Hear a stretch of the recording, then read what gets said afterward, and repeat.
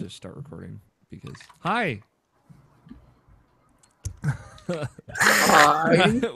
Take drink. We're not doing any bonus content because we started a little late, and we got to move this stuff into the real show. It's that important. That's what I was told. The most important.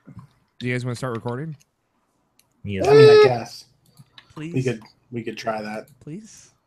All right, I'm gonna count down. How about this? I'm gonna count down from 5 to 1, and on 1, hit that record button for me. Are you ready, Scott? I can do that.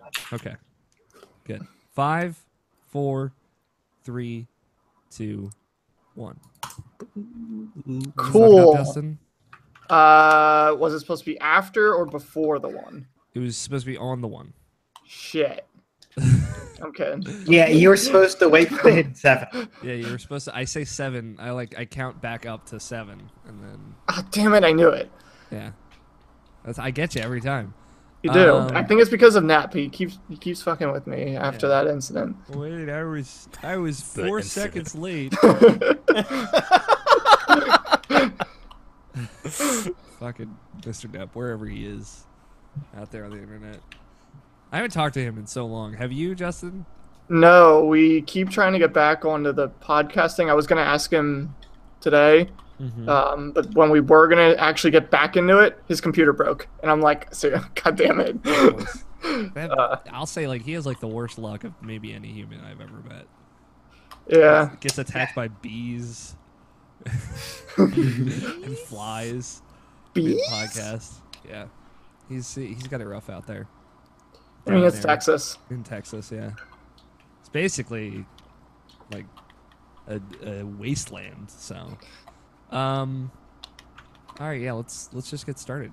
Did y'all listen to last week's show? Because it was really great. I did. It's pretty alright. No, I did not yet. I put in some sexy music. Oh, I didn't listen to that part. And, what music was it? I just put in some like sexy jazz music at the beginning. And then I put I didn't know you changed it up that much. Yeah, I mean, like, yeah, the beginning of the show sounds different and everything. And I put in some Chance the Rapper. See, there's that audio incentive. Yeah. Yeah. There's your incentive right there. Yeah. It's like, maybe you should do something like that. That's a good way. Think outside of the box with it a little bit sometimes. Yeah. I mean, it was for our 2-man show. We did a little ASMR. It was good. It was good, yeah. People should listen to that. It was a really good show. Maybe. It was a pretty good show. I do say so myself. Yeah. It is Saturday, July 1st, 2017, and you are listening to the Irrational Passions Podcast, episode 334. I am Alex O'Neill, and with me this week is Scott Guthier. Scott. You know what? I can't. Scott was here. He's here, I swear. Joining me also, Tony Horvath. Yeah. Brian Nobishin Jackson. I could finish that, but I'm not. My pussy! Oh, thank you. And joining us, special guest this week, Justin Graffius, the Sigma Omega himself. I can't top the Mr. Grubba voice. No. I love that, Mr. Y'all, here's a public service announcement. You should go watch the Game Grumps play Paper Mario Thousand Year Door. It's very good. Scott's here, I swear. And he's down there. He's down there. We're gonna talk about video games this week.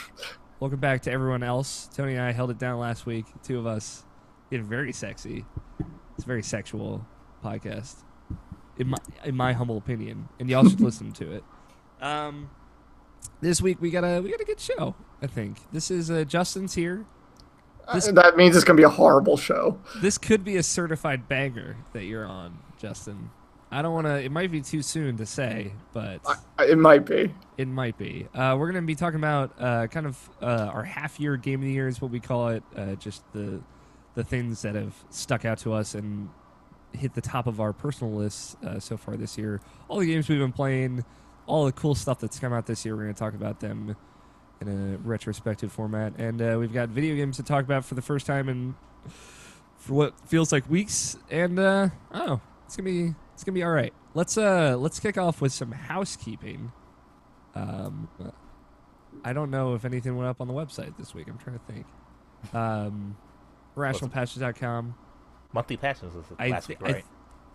Monthly Passions was last week, yeah. Okay. Oh, that's right. George Cruz reviewed Perception, the survival horror game where you play as a blind woman who uses echolocation to get around. Said it was okay. Did not hit the strides that it seemed like it wanted to, but it's a good review. Gotten some good feedback on that review specifically of just like, hey, I read this and then I played the game and I totally agree with it. If you missed it, yeah, Monthly Passions podcast with Roxy Faye is up, and the Lost Oddities for Need for Speed Underground is up. So if you missed those bangers, you should check them out. And of course, if you listen to the audio version of last week's podcast, gets a little extra sexy, if I do say so myself. That's it. That's the only thing. Still, all those Extra Life videos that you should go watch. That they're all up. They're all done. Very proud. I had a lot of people reaching out and just saying like it's really cool to relive these, because we did have a lot of fun. Extra Life. And they're all up, Nabashin.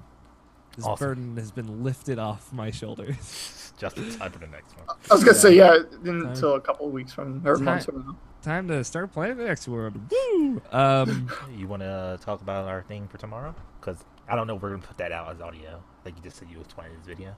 Yeah, I think we're just going to do it as video. So right now the plan is we're going to record our Persona 5 spoiler cast tomorrow evening. I don't know if we'll be taking any like questions or comments throughout that. It's going to be kind of hard. It's going to be 5 of us to kind of keep it on rails as is. So we'll see. But plan is that's going to go up on YouTube. So we're going to do that live, and people will be able to watch that live if they like. It'll be archived to YouTube. And I don't think that might not go up as audio. It might, depending on what people want. And you should definitely tune into that. We're getting the gang back together for the Persona 4 Golden spoiler cast. So And Tony plus Tony. Who, me? There, talking about all of the best girls that he loves in his life. I was about to say, remember, Tony, there's only one true waifu. Mm-hmm. That's whatever I chose. Hatsune Miku, right? That's the one that all the kids like. I mean, she's officially in Persona canon. I mean, she was in Persona 4 Dancing All Night. Yeah, she exists in that universe. I'm pretty sure that's what that means. She is a shadow, the true self. Do you guys want to talk about video games? Scott also left just to catch everybody up who's listening at home in like anxious waiting. Scott update. We'll keep you posted. But how about we talk about some video games? I got some stuff I want to talk about. Okay. Some video games. Do you? Sure. I'm gonna take a sip of this water. Very slowly. Now I'm feeling ready to talk about what's on tap. Now you're feeling it, Mr. Now I'm feeling it, Mr. Krabs. So I finished Alundra. I've been playing that. That's like a 30-hour game. I forget like how long that game is. It's just like, oh man, I probably put way too much time into this. It's very good. That whole, I talked about it a lot last week, but like there's this whole last dungeon that's very, very good. It's very confusing. That game is very confusing overall, just with its weird jumping layers and planes of like height and depth that you have to kind of pay attention to. But that whole like last temple is really rewarding. And the final boss is hard just because it does a lot of damage to you out of nowhere, but you know, whatever. It's still fun. It's still rough around the edges, but very, very, very good. I've been writing about it a lot recently just because I've been thinking about like the Zelda likes and what are games, what games are successfully a lot like Zelda but also a lot like themselves, and Alundra is one of those games that comes to mind. I also replayed through Ori and the Blind Forest, which I never finished the deluxe edition, which added a bunch of new features and balance tweaks and added like a couple of new abilities as well, like a new section to the map. You mean the definitive edition? Yeah, the definitive edition, yeah. Sorry.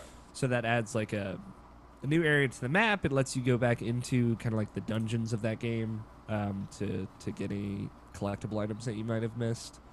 which was not in the first game. And there's also like a new game plus, and you can go back and continue playing the game after you finished it.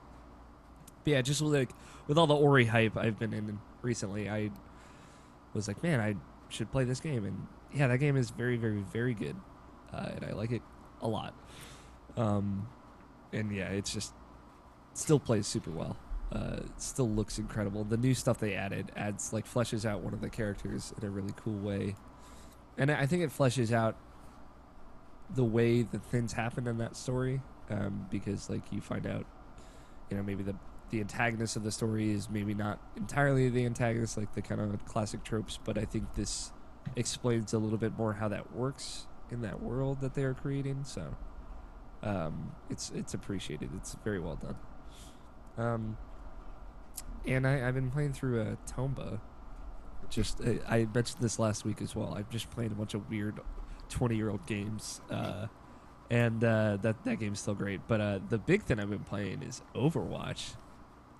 I finally took the little toe step back into the pool of Overwatch. Did you guys know that Overwatch is really good?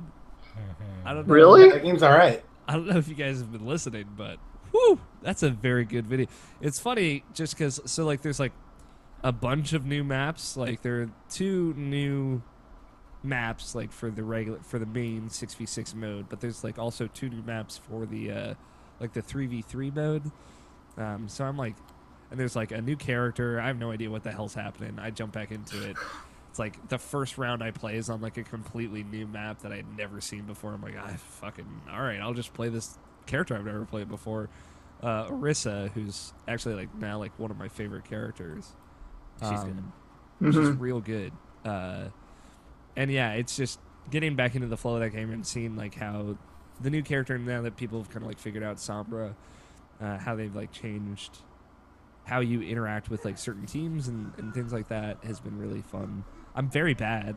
I've gotten a lot worse. I'm like very good at one thing, which is like healing, as Mercy specifically still, but outside of that, I'm like very bad. But it's still been fun. I'm like silver in competitive. I just played a bunch of that just because I like the longer matches, and I do very poorly, but I have a lot of fun. So yeah, it was fun just jumping back into Overwatch and being able to get into it again. Like it was the same thing that I experienced the first time I played it, which was, oh wow, this is really approachable, and like all of like these visual cues I really understand. And even though I've not played half of these people, like jumping into them, I can kind of get a grasp on what they're supposed to be doing pretty easily. It's the same thing over again. So even with how things like balance has changed a lot since the last time I played. So Did you try that new Moon map?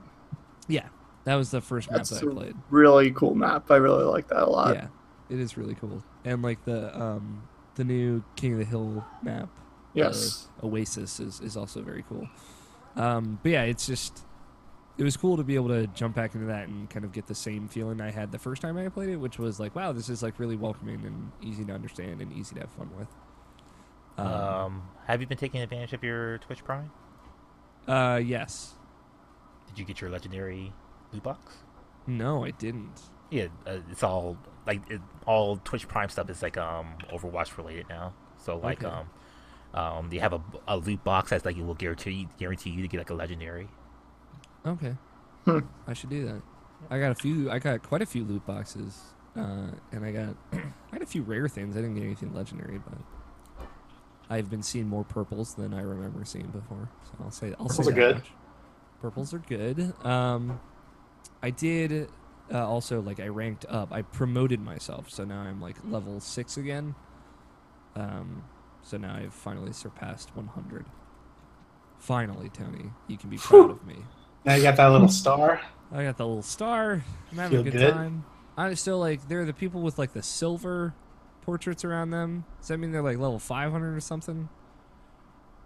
Like when you get like a different color. Yeah. I think it is you get 5 stars and then you go back to a new color. Mm-hmm. So I guess it would be level 600. Oh yeah. And then you get 5 stars again, and at 1200 you go to the 3rd color and you can get 5 stars again. Damn. Yeah. So much Overwatch. That's a lot of Overwatch. Yeah, I played like 10 hours of that in like the last day though. It's been very good comfort food game. So, yeah, man. Fucking Overwatch, guys. That's all I've been playing though. Figure I'd knock it out real quick. Just, I feel like we've talked a lot about Overwatch, but that game is quite good. You played some too, Nabishin. What do you like Orisa a lot? I assume. But Oh yeah, I dig her. Who are you still gravitating to playing when you play that game? Still mostly Zenyatta. But I still switch between like a little bit of Pharah, a little bit of Tracer. Not as much Genji anymore, unfortunately. Still a little bit of Reinhardt. But yeah, those are mostly the people who I gravitate to. Been trying a little bit of different people. Like I tried out Torbjorn, and I was like, oh, he's pretty okay. So Torbjorn. Torbjorn. He's ready to fight. He's just a little racist, but I will say one weird thing that happened while playing Overwatch last night. Somebody recognized me while playing Overwatch, like from the enemy team, and he sent me a tweet afterwards. Like somebody who did not follow me but recognized my name. Okay. As somebody from the kind of funny community. That was just a weird moment. And you're like, stay away from me. Yeah. Well, no, he was very sweet. Just shout out to Alex Respes. Yeah, he like took a screenshot. He's like, "Holy shit, is this you?" I was like, "Yeah." Is this You It was a Alexes good have match. to stick together. Yeah, it's true. So that was probably the most weird moment I'll have playing Overwatch. But outside of that, unless like I end up playing Overwatch with like Snoop Dogg or something, That'd be pretty cool. that would be pretty cool. Who do you think Snoop Dogg mains in Overwatch? Junkrat. Junkrat or like Zenyatta, because he's all like down with the Zen. Is that so, Alex? He's found No. he's found He inner means peace. May because he probably doesn't play a lot of games, Scott's back. Yay. Hi, Scott. and that Scott- makes aiming hard. So he plays May How's the instead. recording, Scott? How's your recording, Scott? The recording's fine. It's the Oh. internet that keeps going in and out. All right. I was just checking. I mean, the recording's also a little loud. Yeah, we'll figure that out in post. I think May's actually a pretty good guess. I like that. Yeah, you can aim. What are you even playing, Nabishin? Got a list. I should go last because me and Justin still have our thing to talk about. Okay. What about you, Tony? Straight Black Desert. Just nothing but Black Desert Online. Yeah. Should we call Black Desert Online Mabby Nogi 2? It is the closest game to that game that I have ever played, yeah. Okay. I'm okay with that. Do you have anything you want to add to it? Any like new feelings? No, still good. Okay. Cool. Scott, what about you? Fill me with video games, Scott. Don't take that out of context. Fill me. Scott, are you still here? Did you leave us again? I'm still here. I'm still here. Okay. Are you just thinking about all those hot games that you played over the last couple of weeks? I'm just thinking of whether I want to or don't want to start with Roguelands. Okay. Is it Roguelands or is it Roguelands? And are you just saying it like the same way that you say Borderlands? Borderlands. Borderlands. I'm giving you a hard time here, Scott, and I'm sorry. Now I need you to start with Now that Roguelands. I think about it, A's don't exist. Okay. There's just U's, so it's Roguelands. So I'm Ulix. You're Olix. I didn't know how to pronounce that, so I had to just kind of get it out. Okay, tell me about Roguelands. Roguelands. Roguelands. What is this? No, I want to talk to you about Black Desert first. Okay. Are you still addicted to Black Desert Online? Yeah. Okay. Are you at least like doing something productive, like fishing, or? You see, you just said fishing was productive. In my heart of hearts, fishing is always. It's productive. When you're not at the computer, sure. Yeah. But like Tony. To be fair, Tony is creating like slaves with beer, so I don't know. My beer slaves. His beer slaves, so like made of beer, out of beer. So I don't know. They thirst only for beer. Productive is subjective. I'm mostly still trying to level. Okay. Trying to get to that 56, right? That's the logical. No, I hit that point. Then I hit 57. Okay. And now I'm trying to go for 59. Okay. Because that is the point where my class does damage. Okay. Even though it's like exhausting to get there. Yeah. It's not something that you're going to be sitting down and is like, you know what? I have all day today. I can do this today. No. That's not something that you can do. It's like I have all day today, tomorrow, and the day after, and maybe I can do it in this amount of time. No. You don't do it like that. That's how you burn out. You don't even set aside a week that you can say I can do this all day for a week. No, that's how you stop liking video games. Really? It's worked for me up until now. So okay, think about it. You're playing Persona. Yeah. All right. But this is a good day for me, right? Already. Yeah. But instead of going through the game of Persona, you play day one forever. Forever. Yeah, I can see where that would get a little rough around the edges.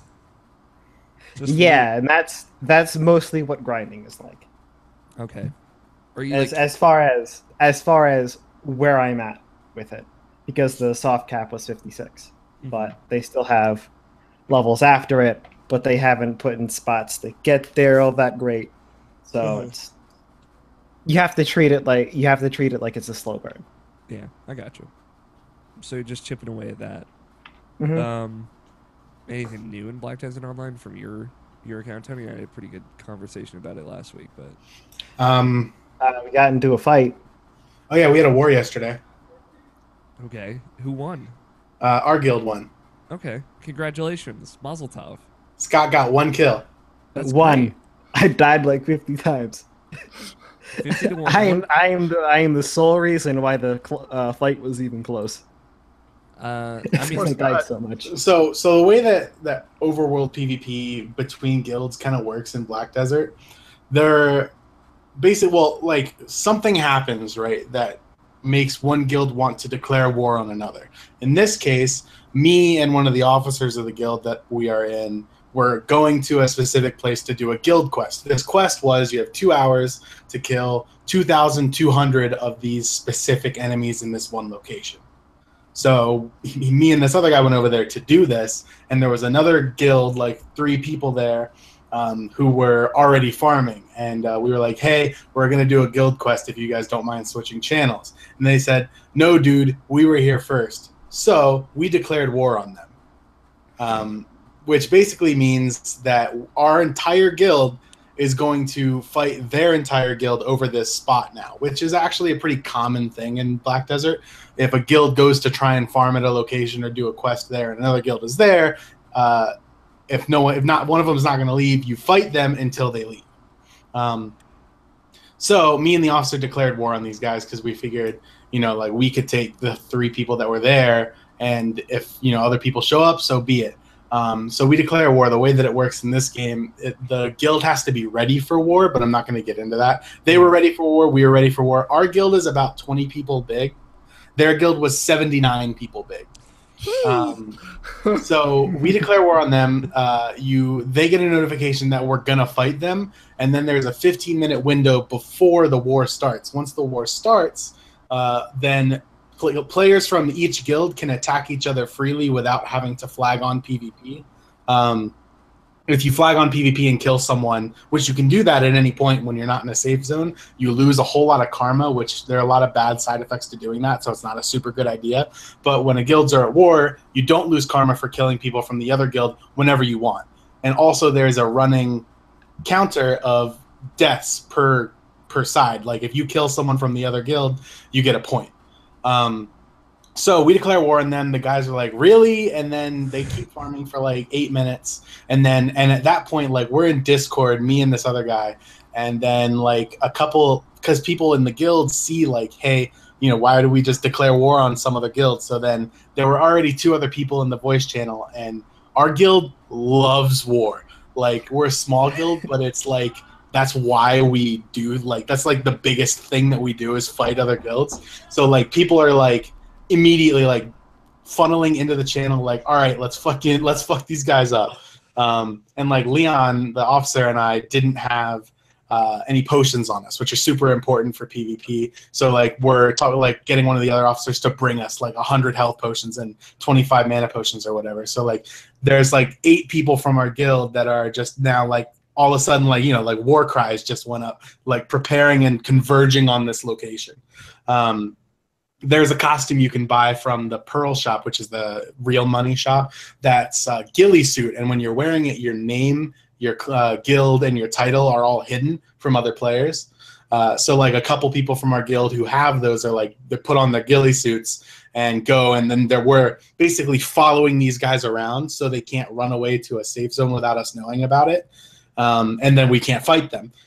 So they actually end up doing that about 5 minutes before the actual war starts. They all run away to this town that's pretty close to the farming spot that we were in. So it's like me and 3 other people at this point are all following them around in this safe zone. And then like there's 2 of them who's like, one's like laying on top of a roof in his ghillie suit watching them. Another person's like behind a building, like crouched in a bush looking at this person, trying to make sure that we can see it when they finally decide to leave the safe zone. Skip forward like 10 minutes, they're waiting on the edge of this safe zone for the, like, because we're standing at this point outside the safe zone waiting for them to come out to fight us. And that they're getting people from their group to start coming to that town to, that have a force against the 6 of us that were there. Mm-hmm. Long story short, for the rest of this, a bunch of people came in, and so they had like maybe 18 people there. To our 7, and we were just destroying them. Like the score was like 63 kills to 3 deaths. And they called another guild in. So another guild that was, I guess, an ally of this guild we picked a fight with declared war on us, and they brought in some pretty good players. And then eventually over time, more and more people from their group showed up, but our guild was only 20 people. So at max, we had about 8 people there because that's just who was around.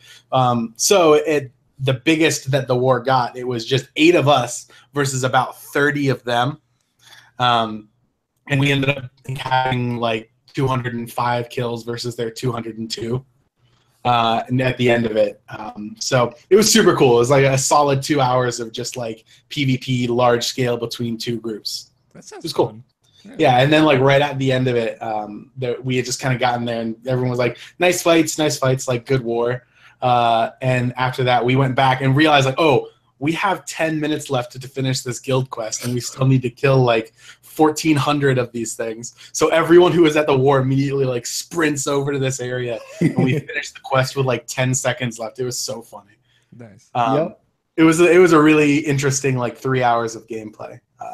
But yeah, it sucks because I'm the only wizard in the guild. Wizards are like the big AoE healing, like the only class with an AoE heal in the game, and they have all the high damage AoE stuff. So they're always the first priority for the other guilds. So I'm like, there's like the stealth classes coming up and trying to attack me from behind, and then like people will try and CC them so I don't get like destroyed with and then I'm there like doing a bunch of support stuff. It's cool. It's super neat though, the war PvP stuff in that game. Cool. That sounds cool. Sounds like you had a good time. Yep. What else, Scott? What else have you been playing outside of Black Desert? Is it just this Roguelands game? Yeah, we played some Player Unknowns. Vaulting hasn't happened yet, so we're. Have you seen the new guns? I have not seen them. I saw them in one game, but I haven't seen them being used. Like, got it. Jay got shot with one. I know they added a nice rifle that you can only get from care packages. I think it's got to be a beast. Oh yeah. Okay. Then we have Roguelands, which I got yesterday. Okay. Tell me. Yeah, about it went on sale at some point, and they didn't tell me. They told me I'd like the game, Mm-hmm. but they didn't tell me it went on sale. I believe it's still on sale at the time of this Yeah, recording. it's probably still on sale. So I go and I pick it up, and it is a roguelike, in the name. Yeah. At this point, we should just assume. And it's a lot like, I want to compare it closer to Rogue Legacy. Okay. Its biggest comparison, so you know where to start, is Rogue Legacy. Okay. I could be into this. Yeah. So how this works is you create a character, and the character customization is fairly simple. Mm-hmm. Can you be a blue alien? I don't know. Valid question. Everyone seems fully clothed. I didn't say a naked blue alien. They all seem humanoid, but I don't know if they're human or not. You don't know if they're blue skinned or No. When I say fully clothed, I mean no. I don't see a character with skin showing. no exposure. This is a very kid modest friendly game. Yeah, it's kid friendly. Probably. Child tested, mother approved. At the very least, for the few classes that I played, I didn't. That or they're doing something very weird with their skin tones. Sure. God knows what's under those helmets. Gosh, that looks so cool. Other than that, your character gets randomized. As for no, I figured out how to change it. Never mind. Your character has essentially two main stats, and that's just the two stats that get leveled, and that is what decides how you play the game. Okay. Other than that, there's not too much to it. You have different races, so I guess there's alien races. Sure. There could be. Anything's possible. Yeah, I don't know a lot about this game. You just started, to be fair, so. Yep. So, right. You go in, you get a character, and you have a ship, so I guess it's a space kind of game? So maybe So there we are are aliens. Yeah. Probably. You're starting In to my say head that. canon, we're all blue aliens. Okay. We just haven't found our So bodies yet. you get into this ship, and then you head to the right, you head through a portal. There you are. You're inland, you're level 1. You have a sword, which you probably don't know how to pull out yet, because they don't tell you anything. Yeah. At least there was no tutorial on my end. Okay. You end up figuring out that right click is to switch to battle mode, both in and out, which is weird. It turns the screen to widescreen. You know how you have the black bars top and bottom? Yeah, like letterboxing. Yeah, widescreen. That's weird. That is weird. So it shortens your screen for a little bit, Cinematic and then battle mode. and then you can start fighting. Okay. Is it like when you're fighting? Is it like Rogue Legacy in that respect as well? Kind of. Just walking around slashing at dudes. It is. It is without all of Rogue Legacy's upgradable moves. Okay. So you slash like that. You also get guns. You get magic. You get a whole bunch of different things. Okay. What happens when you die? So what do you think happens when you die? Do you just start over? You die. You straight up die. Your character's gone. All your progress on that character is gone. I didn't get into this, but when you go into battle mode, you have techs. And these basically 6 slots that you can put on your character for different effects, from stats. This is where most of your magic comes in. This So is you a got 2D platforming shields. game, right? Yeah. So you have all of that, and all that goes away. You can't store those. In Iron Man mode, you can't do multiplayer or store items, but in normal mode, you have a chest at the end of every place, at the end of every level, and on your ship, where you can then store items. Okay. But everything you die with gets deleted, and including your all the levels on your character. And there's no way to save it. Okay. That's interesting. I like the idea of like a chest that you can put items and stuff into for future characters. Mm-hmm. That sounds cool. Is it fun? That's Yeah. a weird question, but Yeah. But is it good? The weird part about it though is that it doesn't have it's not like Binding of Isaac or Spelunky, although the character death is kind of like it, where there's a strict end point. You just go and you Okay. level up, and it's like a grindy. It's like a grinder. Yeah. I do like getting a little grindered. You know what I'm saying? But no, I mean that sounds all right.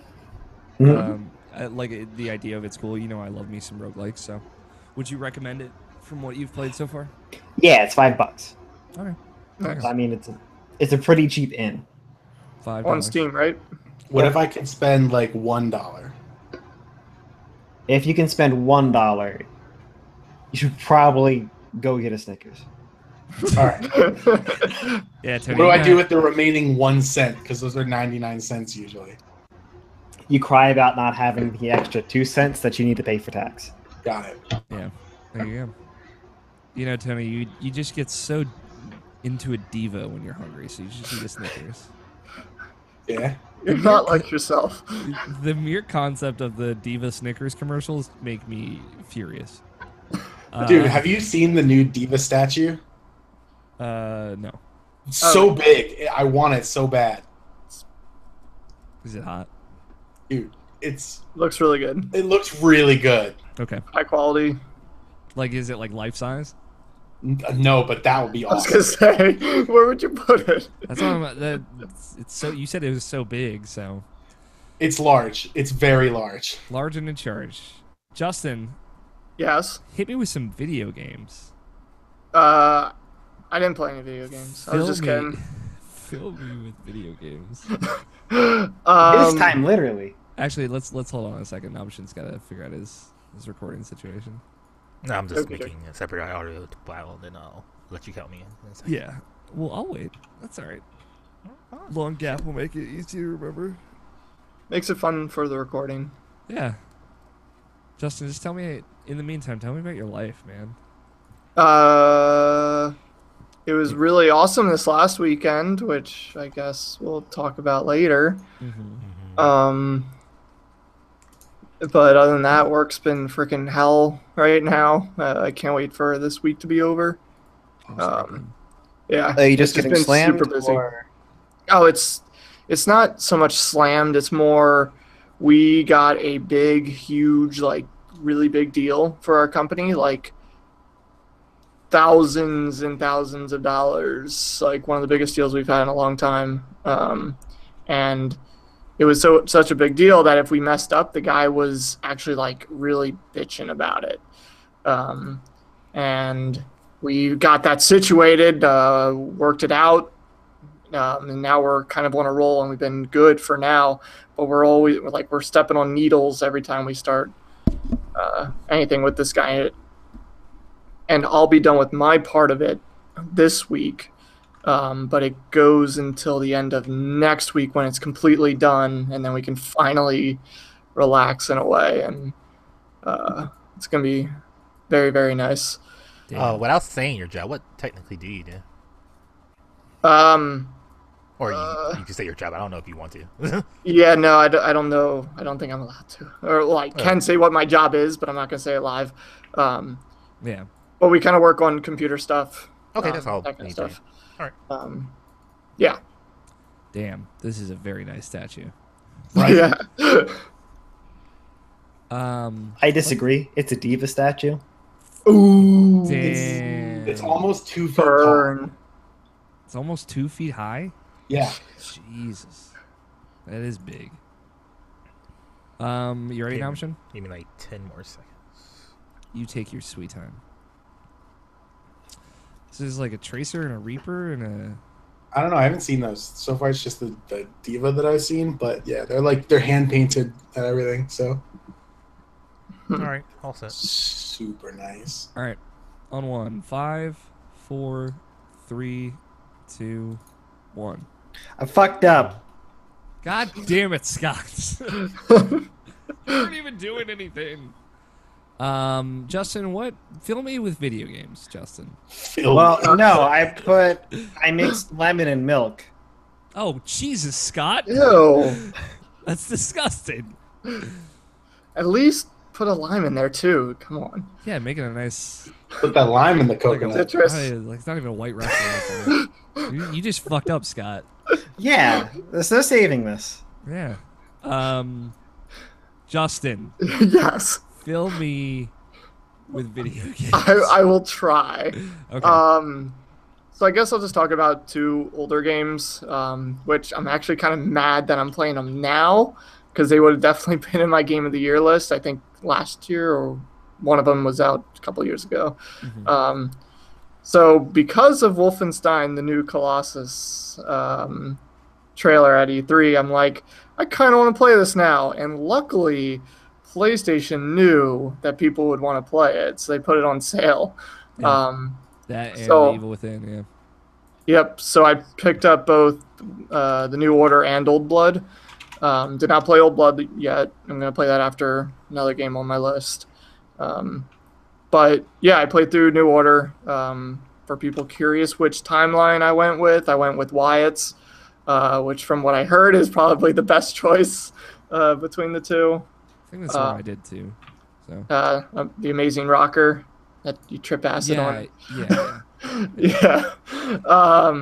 So yeah, like I enjoyed it. I feel like I haven't played a first-person shooter game in forever. So jumping in this one, I felt like, all right, cool. I'm glad I got to play this one. Wasn't great, but I actually had a good time with it. Are you excited for New Colossus more now?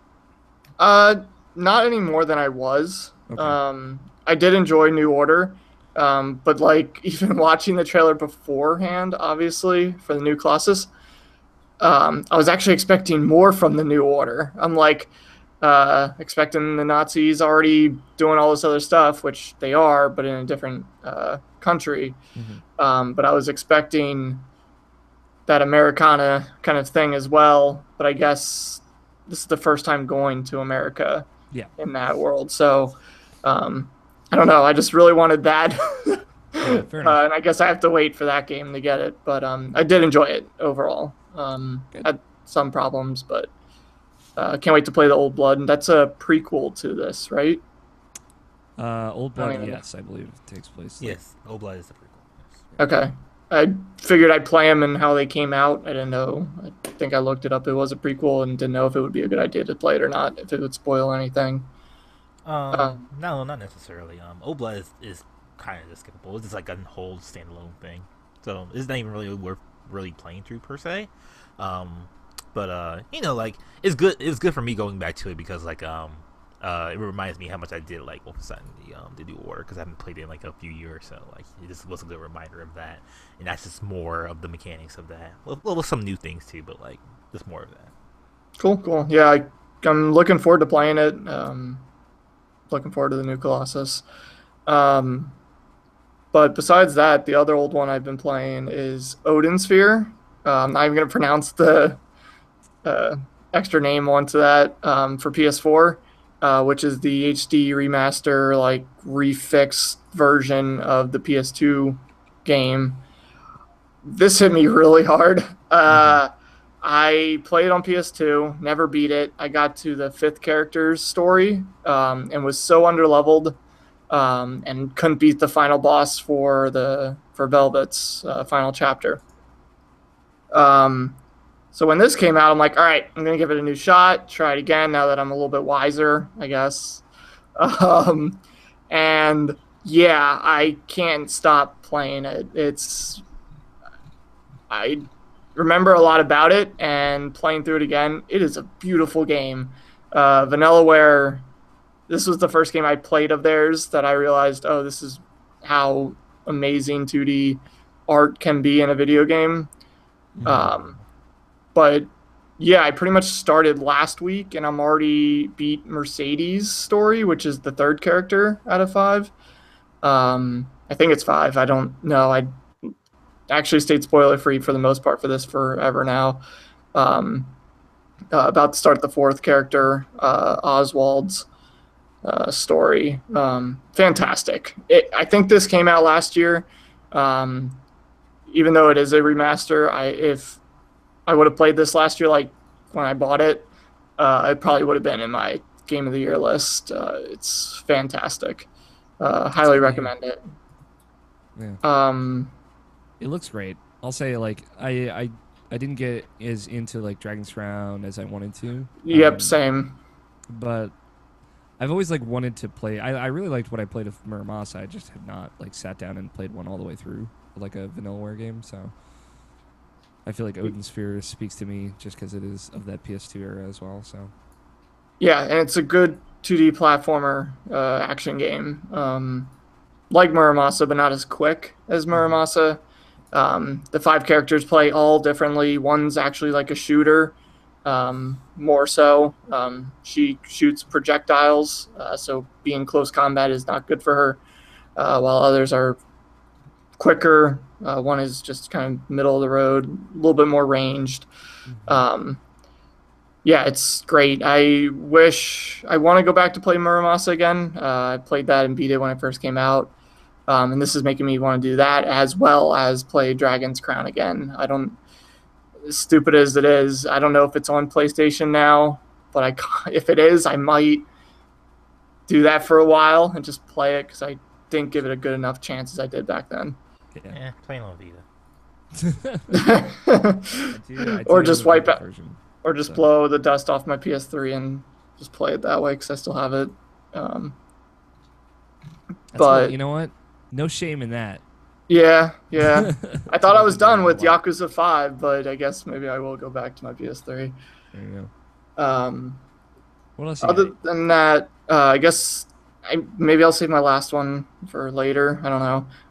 But 2 new ones. Literally one that came out yesterday. Crash Bandicoot, Insane Trilogy. Seen a lot of people remember Crash Bandicoot.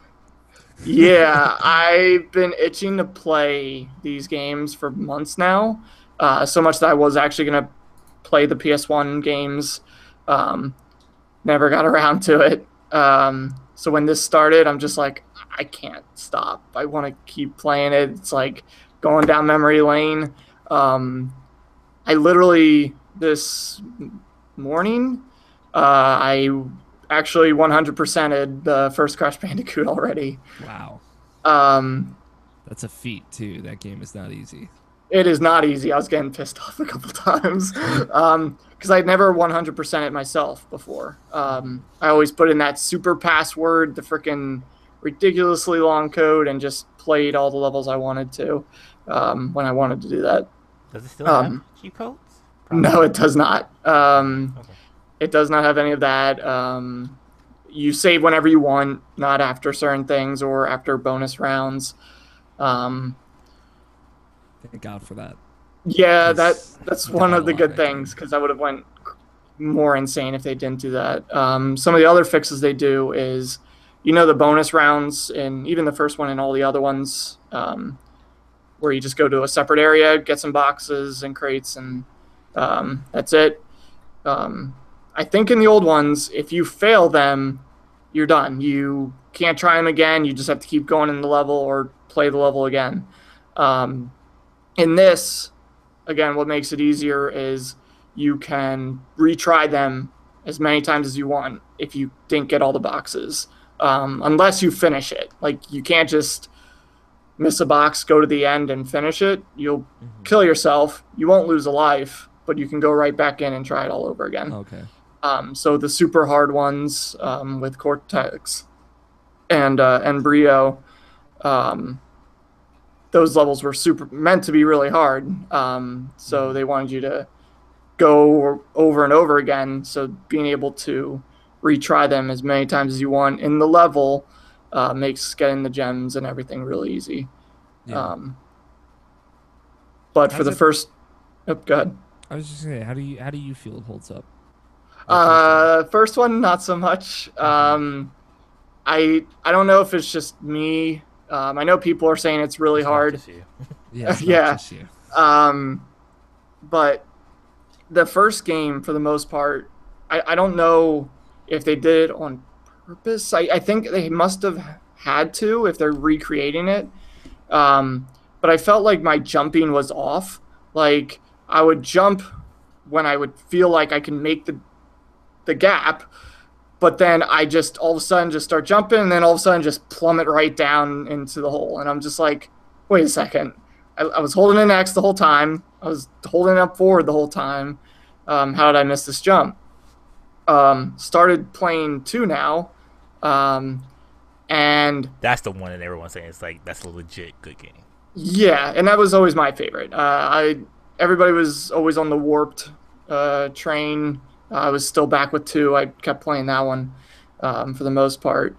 But started 2, immediately felt different. Like I played the first level and I already could tell jumping was better and everything. And I'm like, okay, did they actually do the improvements like from 1 and 2 back then?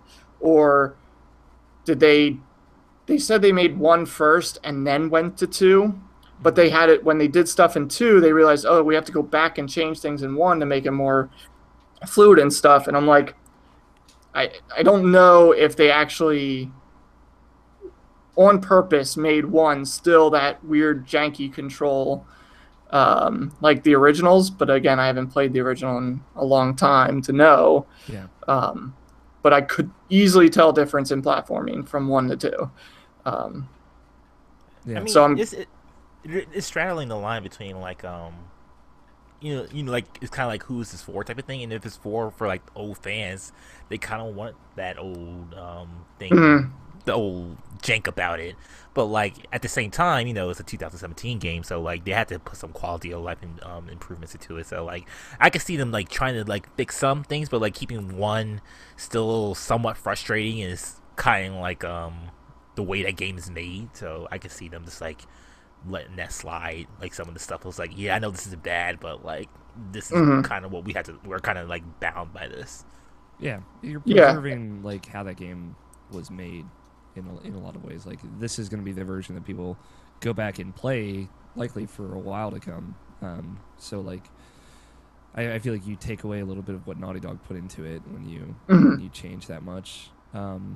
Oh, for sure. And like I said, when playing 1 to 2 that quickly, even the level designs, you can tell the first game, the levels are really short, and the jumps aren't crazy big or like intricate. It's just like, hey, here's a little gap, jump over it. Yeah. 2, it's like, all right, well, this one's at a corner, or you got some more, instead of just little platforms in the middle of them that get you across. They did more in 2, so even if you made it like the jumping a little bit better, like 2, in 1, it would probably make that game way too easy because of how the levels are laid out, which I get. It's just that was the weird problem I had the whole time, because as soon as I started 2, I'm like, man, if this was like if the first one was like this, it would have been way nice. Would you say that the trilogy is insane? It is insane. Cool. Without an I, just insane. Yeah. It's it's $40, right? Yeah. That's not bad. And totally worth it. Like again, the fact that they redid everything is still there. Obviously, like I said, they changed some things, but overall, if you like Crash Bandicoot, any of them, this is definitely worth picking up just to see what they did, and play through your favorite moments now in modern day graphics. Yeah, cool. That's all I got to say, because I only played through the first one so far. That's all right. I'm curious about this. I've been thinking about maybe picking it up. So I don't know. I don't have the reverence for Crash Bandicoot that so many people seem to have. So ain't no fucking Tomba. It ain't no Tomba. You goddamn right. No, I have You're like right, really it's better. weird. What? Okay. I have really weird like PS1 favorite games. Like I guess like I don't know if there is like a dividing line, but I was like on the Spyro the Dragon line of things versus the Crash Bandicoot If it makes you feel better, I was in the middle. I like both of them. Doesn't make me feel better. It makes me angry. I'll try and make you feel better. better. Choose a side. Don't listen to this bullshit. You can't make this man happy. That's true. I'll never be happy. What else you got? So Friday the 13th came out a couple weeks ago. Yeah, we've still not talked about this game on the show. I've been tempted to buy it. In my Evolve days, I am a fan of asymmetrical multiplayer, as everyone here knows. So when the game first came out, it was so buggy. Couldn't really get into games. Couldn't really do anything in it without it crashing. But recently, like within the last 2 weeks, they pretty much fixed everything. You don't get kicked out of anything anymore. Nothing. It's not hard to find a game anymore. But this game, I have so much fun with it, just playing a couple rounds here and there. And probably for the first time in a long time, I jumped into a game and started playing with these random people, play another round, play with the same people again, and we kept playing rounds that same day. All of a sudden, we friended each other, and we've been playing randomly each certain days, sending invites, and we're all been playing together. And friended pretty much all of them that have been in the group.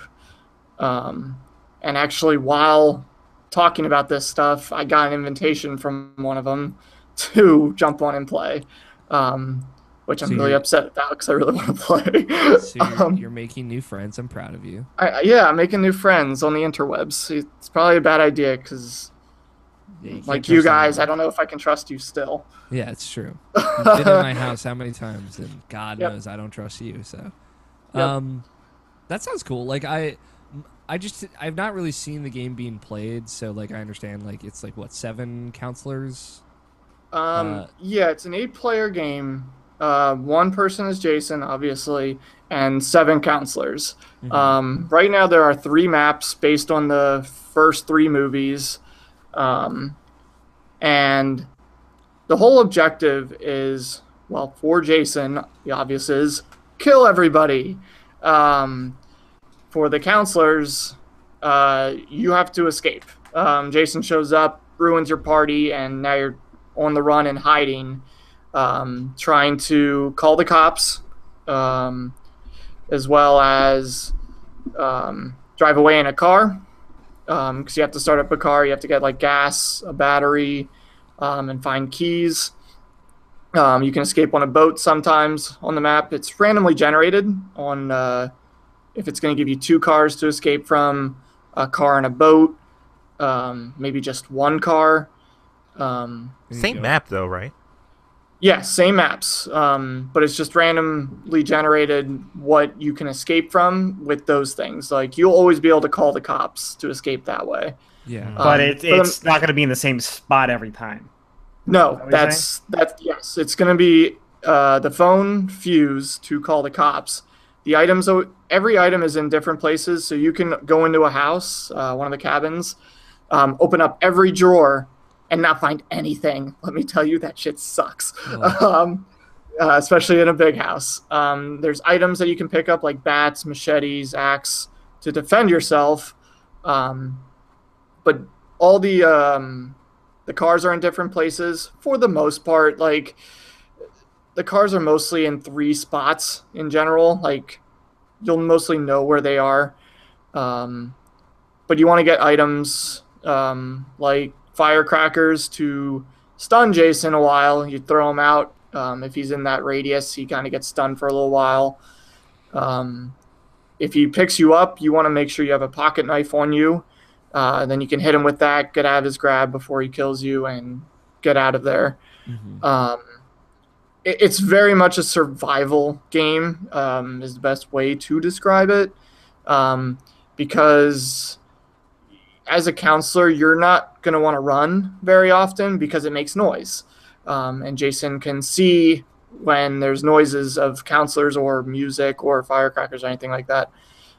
So Jason will be alerted of your presence and gun for you. So while you're trying to sneak around, you're trying to get all these things set up to leave by the car or cops. As Jason's kind of walking around trying to stop you with whatever he can do, which is knocking the power out of the buildings, which leaves the buildings in the dark so you can't really see, which also leads to a composure kind of stat that you have. Can kind of like freak out. Yeah, so you don't see it, like there's no like line or anything bar. like that. Health composure bar, yeah. For your character, it's mostly you notice it through their facial features. You can start seeing them freak out. If you try running, you might start tripping more to alert Jason easier, that kind of thing. You'll also, your whole screen will start to go black, and you won't be able to see your mini map anymore. You won't be able to see your health. You won't see items. Like, you won't see anything except for obviously the environment in a darkened state.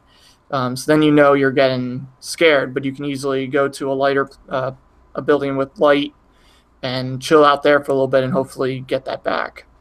So I'm curious, like, how long does a round last, like a match last? It all depends. Typically, I mean, the rounds are 20 minutes long. Okay. If Jason does not kill anybody or the counselors are all still alive, which is the 20-minute mark, the counselors survive and Jason goes off with however many he killed. Okay. If Jason kills everybody, it's over. If all the counselors leave, it's over. Mm-hmm. So it all depends on the situation. And mostly depending on the Jason. Again, the good thing about me finding a group is we get to have fun with it now. So if somebody's Jason, we kind of just have fun with it. When I try to be Jason, I don't try to be the jerk all the time because Jason is overpowered in a way. He's supposed to be, it feels like so. Yeah, so you can kill every counselor if you can find them really quick. But if you have fun with it, like one time I was chasing two people and kept telling, hey, just tell me where your buddies are. I'll let you go. One tell me I killed one of them. And then I'm like, you know what, dude? I just killed your buddy. I'm going to go search somewhere else and let him go. Just let him run off and went somewhere else that I knew somebody was at. You gotta fill suspense, man. Yeah, so end it right from the get-go. Yeah, so that's my one problem with it when I start playing quick play, which is just randoms. They get too serious. I just want to win, man. And I don't get mad. I just get more annoyed that, oh, okay, I just started and Jason warped to me already and he's already chasing me. And I'm like, okay, I get it. You got lucky. You figured out that I was here. And then it's just the constant chasing of me while other people are doing other things. And I'm like, dude, come on, just literally other people are doing things. All I'm doing is running away. Fixing the car. He's getting away. Look at you chasing me. I'm just running. So that's the fun part. That you use a microphone, please. If you're playing this game, use a microphone. Oh my God, this is like the one game where I'm actually like, people who don't use it, it annoys me because you want to, from both aspects of counselors, you can communicate. So if even Jason's nearby, like right near you, as well as other counselors, if you talk, you can hear you in the vicinity. There's walkie-talkies, so if somebody else has a walkie-talkie, you can talk between those. So people that are on the other side of the map fixing the car, you can say, hey, is the car almost done? What do you need? And they'll tell you. Other than that, if nobody has a mic, all you have to do is keep looking at the map and seeing, all right, oh, they got the keys. Okay, they're getting in the car. Well, I'm all the way over here. Can't tell them what to do now. It gets really frustrating. I get it, yeah. And it's like proximity based, right? Yeah, so I would say it's hard to describe because I was going to describe it in game how it is. It's about like the closest cabins that are together. You probably can see from one end of the cabin to the other end of the cabin to here, clearly. And as you go further away, it actually does get quieter, which is really cool. Yeah. I love the idea of this game. It's great. It's so much fun. It works now, right? Yes. I'm playing on PS4. Again, I don't know about the PC version. I'm assuming they fixed it there too. But the PS4 is fine. I haven't had any problems since the new patch. Yeah. And it's $40, not a full price game, which is nice. Yeah, well, I would love to play this at some point. Yeah.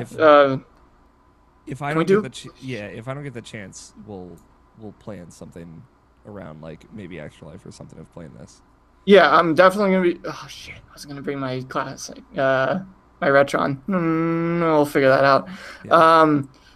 But yeah, like I can even maybe play share, whatever the hell that's called. I haven't done it ever before on PS4. Share play. Share yeah, play. I never used to either. There we go. You were close. Play share play. You can do that. But like it's one of those games like Battlegrounds, PlayerUnknown, where it's whatever the story is that you run into that match. I've seen funny things of Jason's chasing 3 people around a car. They stab Jason, they stun him, they get in the car, they start driving off, and as they're driving off, somebody else is coming towards them to try and get in the car. And they accidentally run them over because they didn't see them. And that would be me in like the real horror movie. I would just get fucking hit by the car at the end. I mean, I got I got ran over yesterday in pub. They're like, hey, get the car, go get Scott, and then instead of pulling up next to me, they ran me over. God damn it, Scott! Not supposed to do that. I have like keep going. Scott's got bad luck with cars, to be fair. But yeah, just fun stories like that. Just one other, I guess, not super funny, but I literally convinced a Jason, again in the friend group, that they were working on the car, and they weren't. They didn't touch the car at all, and I'm like, dude, they're working on the car. They're about to get ready to go, and all of a sudden he disappeared. And I'm like, did that work? Holy shit, did that work? I get out of the cabin that I was in. He was fucking gone. And I'm like, yes, all right, let's keep going. I want to win. And I just ran off and started going somewhere else so he didn't come back. And I actually survived that match, which was hilarious. But yeah, like fun stories like that is why I always come back to it too. I hope they make a new map soon kind of thing because the 3 maps are getting slightly boring. There's one really good map that I always like playing on, but it's fun. It's a good game now, I should say. Okay. And really recommend it for people to try. They figured it out too. So, you have a Kingdom Hearts thing on here as well. I don't know. Yeah. Do we want to just like save all the Kingdom Hearts for the end, or? That's what I was about to ask Nopashin. Yeah, that'll work. All right. What have you been playing in the meantime, Nopashin? What's up? So like you know, like last time was when I was saying like, oh, I think I got my gaming stride back, and like oh yeah, this is like I'm just jumping from shit to shit to shit to shit. It was just like I was playing a lot of things like Overwatch. We already talked about. It was the first time I ever actually bought something on there. I actually did microtransactions. That's the first microtransactions I've ever done. Was that game, I think. That's not like regular DLC, just like, you know, something cosmetic or whatever. And I got shit for it, but whatever. I got like I paid like maybe 15, but yeah, I didn't really get anything good, so I was like, oh, whatever. And then I did the Twitch Prime thing and got a legendary. What's a legendary May? who I don't use, so that was great too. So that's why I shouldn't care about cosmetics. So that just like, emphasizing of that. So because I'm a weirdo who doesn't really change my stuff anyway. Actually, I did get like a legendary Genji. I had the young Genji. No, that's Young not legendary. Genji's where it's at, man. That's not legendary. That's not purple, I think. But anyway, that was good though. But yeah, that game's so fun. I still enjoy the game a bunch. I haven't even tried out the new map yet. I played for like a good like hour or two and it never popped up. So I was like, oh, that sucks. It's good. Cool. When you get to it, it's good. More Persona 5. Don't really need to say more about that. What's Persona 5? Yeah, Can you go into depth and detail about it, please? We probably will later on. Bought Snake Pass on the Switch because that was on sale for like $12. That's a good game just fuck around with for like a good like just to do a course and like be done with it, because it's one of those like OCD type of games where you just like collect like coins and like gems around the area while still controlling the snake, which is like kind of hard to control but not really. Well, it is hard to control because like you have to slide it back and forth the entire time and like know how to lift your head and like have a bird lift your tail up to like get like to the little higher places. So the controls can be challenging, but like it's still fun at the same time. I enjoy just like having that as like a in between something to do, a good like 15 to 20 minutes, something just pop in and play and like just get out. So I enjoy that game a lot. It's just a cute little game that's like remind me of something like a rare game, even though it's not a rare game. So like it's something similar to like something like that. Snake Pass. Every time I like look at that game being played, it makes me feel weird. In like what way? All the slithering. Going back and forth. It's like, this is a very weird. Oh, I thought you were talking about Harry Potter. Okay. No. Don't listen to me. So I bought Resident Evil 6 because it was on sale. I just played the prologue, and just immediately filled with that was not regret because I knew what I was going in for. Like it was like I think it was like $5 or something like that. So it wasn't that much. Like and I knew it was something like I know it was something that's like I know it was like because I was prepared for it because like I already know like everything about it as far as like it's not gonna be as good as Resident Evil 5 for me, and it doesn't like hit the tones of like the other the classic Resident Evil games. So like because like from the perception, from what I remember, like this whole thing that was advertised was like Leon would be the scary spooky stuff, and then like Chris would be the action stuff, and then like the other guy, Wesker's son, whoever he is like some more action stuff, I guess. I don't know, but like split to those three ways, and of course there's Ada as well, but whatever. And like he starts immediately, and it's like you play as Leon. It's like, okay, so we're gonna get some spooky stuff. It's like, nope, this is like this whole city just being blown apart. So like, that was interesting. And it's also like it's one of those things where it's like, oh, this game was made after like Uncharted 2, but like they don't get what made Uncharted 2 good as far as like, cause like there was so many quick time events. Yeah, and it was like one of those things where it's like that's why I like Platinum games and even somewhat even Naughty Dog games where it's like of course there's quote unquote quick time events, but like they don't like have a button prompt in there for you to do, so like you need to do it yourself. But like it's just like one of those things that it was like constant quick time events. So it was like that was like disheartening as far as that. And like the thing that kept coming to my mind when I was playing Resident Evil 6 was like Lost Planet 3, like 3? Just thinking about like that Lost Planet 2 or 3, one of the two, whichever one had like no one played 3. Like, that's what I'm saying. Oh, so it was probably 2. Yeah, I think it was 2. Like where you just like it was always co-op and always like character names above characters, even if you weren't playing online. Like it's just like it was like, man, like this was everything had to be co-op when this game was made, and it's just so weird, because like like Capcom was really like in that too, like, and then like you can see where that influenced Dead Space 3 as well. So it's weird. It's just like at least Dead Space 3 was a better game though. Yeah, Dead Space 3 is an enjoyable game, where Resident Evil 6 is something. But like I remember specifically when there was just everything was like co-op, and it was very short era, and now Mm-hmm. like you look back at it and it's like all the games that ended up like placating to that are just so weird. Like they're all so weird. Like even Resident Evil 5 like was kind of like the first of those in 2009, and it's so weird. It's cool, but like it works for 5. I don't think it works for 6, but it's just odd. Yeah, like playing 6 makes me appreciate 5 like so much more. Like Yeah. I already like that game a lot, and like I like it even more because of that. Because like I feel like 5 didn't pretend of what it was.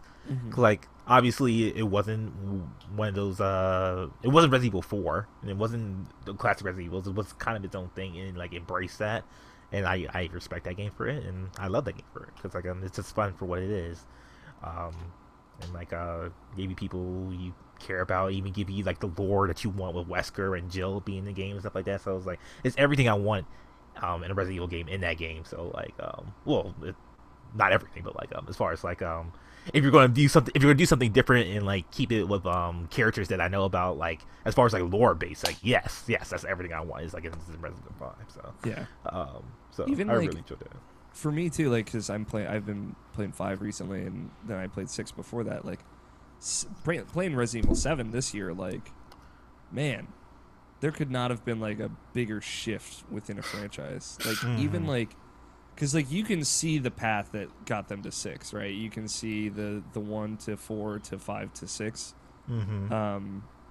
But like 7 is like totally different. It's like a total heel turn, and like I love 7 like in a way that I've never like connected with a Resident Evil game before. So yeah, I don't know. It's just cool. Resident Evil 7's a really cool game. Yeah, I need to beat that game. Yeah, you should. What else but, you got? play a little bit more Xenoblade Chronicles. It's been like over a week or two since the last time I played that, but like I got to like a good point where like their village was getting attacked. So like I was like, oh okay, this is a good pivotal point. I was gonna stop there and get back to it, but then that's when everything was as far as me traveling and work becoming like super shit as of late. So like haven't gone back to it, but like Xenoblade Chronicles is still a really cool game that I'm still getting a grasp of. The combat system is still weird for me.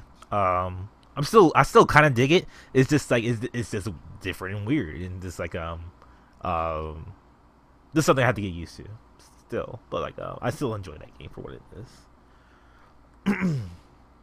And other than that, like the big thing probably this week I played other than like retreading through Old Kingdom games, is like playing the Final Fantasy 15 DLCs. Because Promptos came out this week, and I finally went back to do Gladiolus. Because like I played Gladiolus like when it first came out, and like for some reason it didn't seem like optimized or something like that, because it just didn't like feel all that great. So like I just put it down. I was like, just forget it. I'll come back to it later. Came back to it now. Feels a lot better. Probably the problem is though is just like it's just not all that compelling. As far as like gameplay wise, and story wise too, but like gameplay wise, it just wasn't really there for me. It really just feels like this isn't even Prompto with his third person shooting, because like Gladios is just like pretty much a character action game. It's just like they're just trying to like flex out the Final Fantasy 15 engine, and just see like what kind of stuff they could do, and like they can do this stuff, but it's like it's not as good. Like nothing is as good as like playing as Noctis, because like like as far as like playing as Noctis and like having them assist you and stuff like that, like they work like probably like 2 or 3 years just to get that down, and this one feels like not rushed or anything like that, because it's like it's good for what it is, but like it's still not good enough type of thing. It's like it's something you could play better in other games, and like this one is just like just subpar for what it is. So Gladiolus wasn't all that great. Great music, but like other than that, it doesn't really do anything for me. Promptos was a little bit better. A little bit more context about it, like who he is and where he came from. Has some shots of Fat Boy Prompto in there, so Nice. So that was funny, and endearing, and like yeah, you just get to know him a little bit better. That as far as DLCs out, that one is probably like the better one. It's definitely the better one of the two. Um, um, yeah, that's pretty much really all it's really needs to say. Like, the third person shooters now are like great in that in particular. Um, the moments is just like story wise, it's like it's endearing, it's compelling, but like it still doesn't hit like everything that I personally would want out of it. Do you think that's like an insurmountable task for that game at this point, though? Yeah, there's no really redeeming of that. And I mean, they're trying to fill in the holes and like bring back certain characters that like you've seen no previous trailers or even like some shots that they showed at the beginning of the game that they just never showed again. To like I guess give you like the knowledge of like who they are, what they're about. Doesn't really like hit home for me. Like it's been so long since I played that game too, so like I'm also forgetting things. So like yeah. I got you. Yeah, that game's still sort of a mess for me, but like it's good for what it is. I'll definitely say.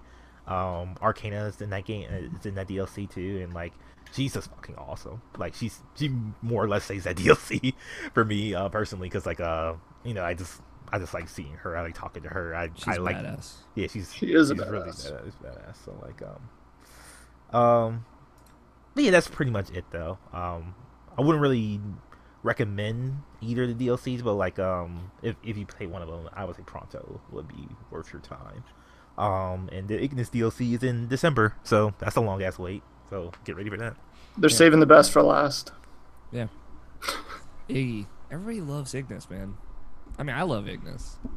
It's just. But I mean, come on. The love is real. Come up with the new recipe thing is getting really old.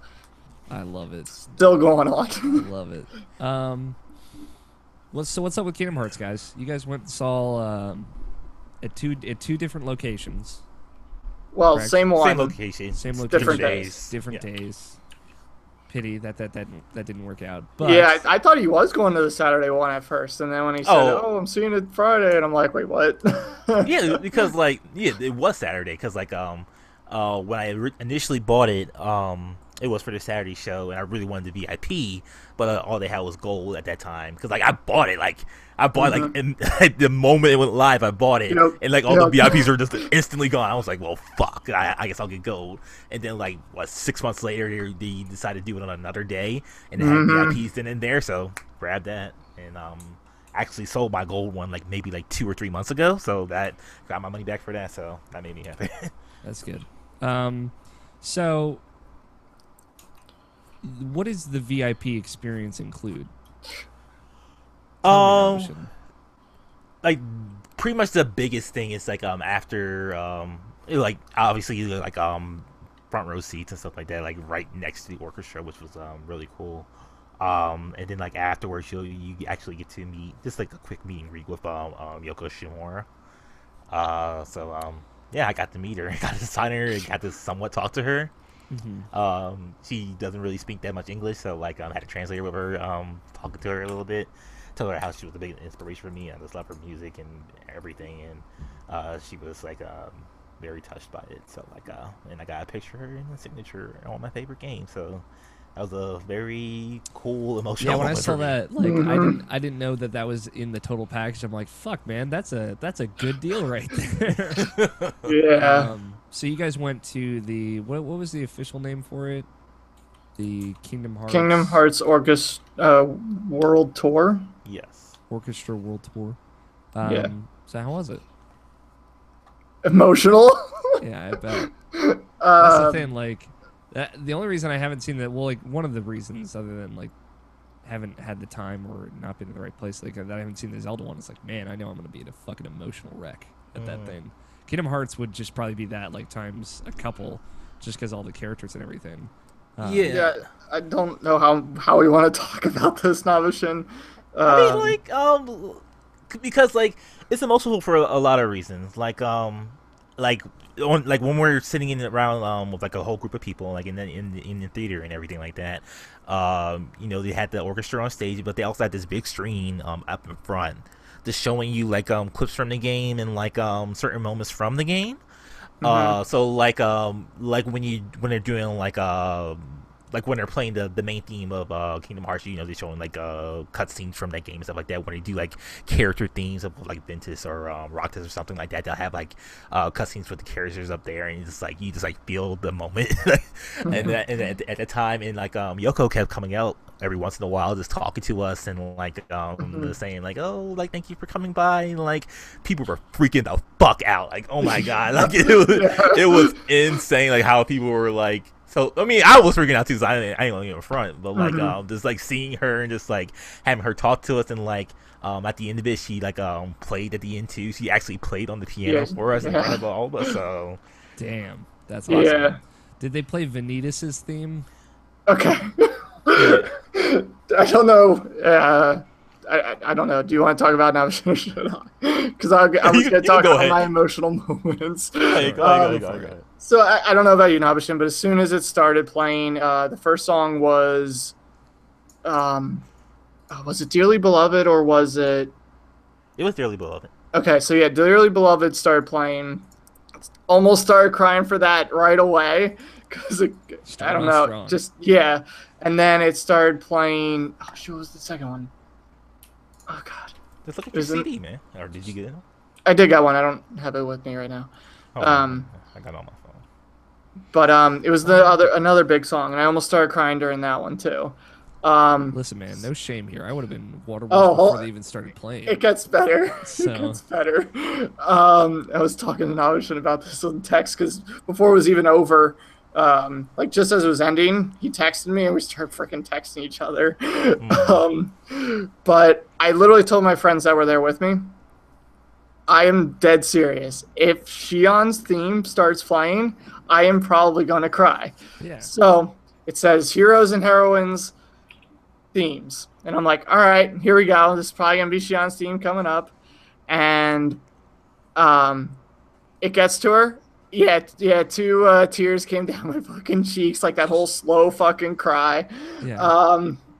And then at the end, even though it said heroes and heroines, it's played Vanitas' theme, which caught me off guard, and I almost started crying during that because I love that theme, and he's one of my favorite characters. Even, I think it was either immediately afterwards. No, it was Twilight Town, Lazy Afternoon. Which they kind of did two parts. I mean, it was the same song, but like the first set of scenes it was showing was like Roxas, Hayden, Alette, Hayner. Wow, Hayden. Yeah. And then for the second half of it, it started showing Axel, Roxas, and Shion, and I'm like, okay, I'm good. I'm not going to cry. Little did you know, you were not good.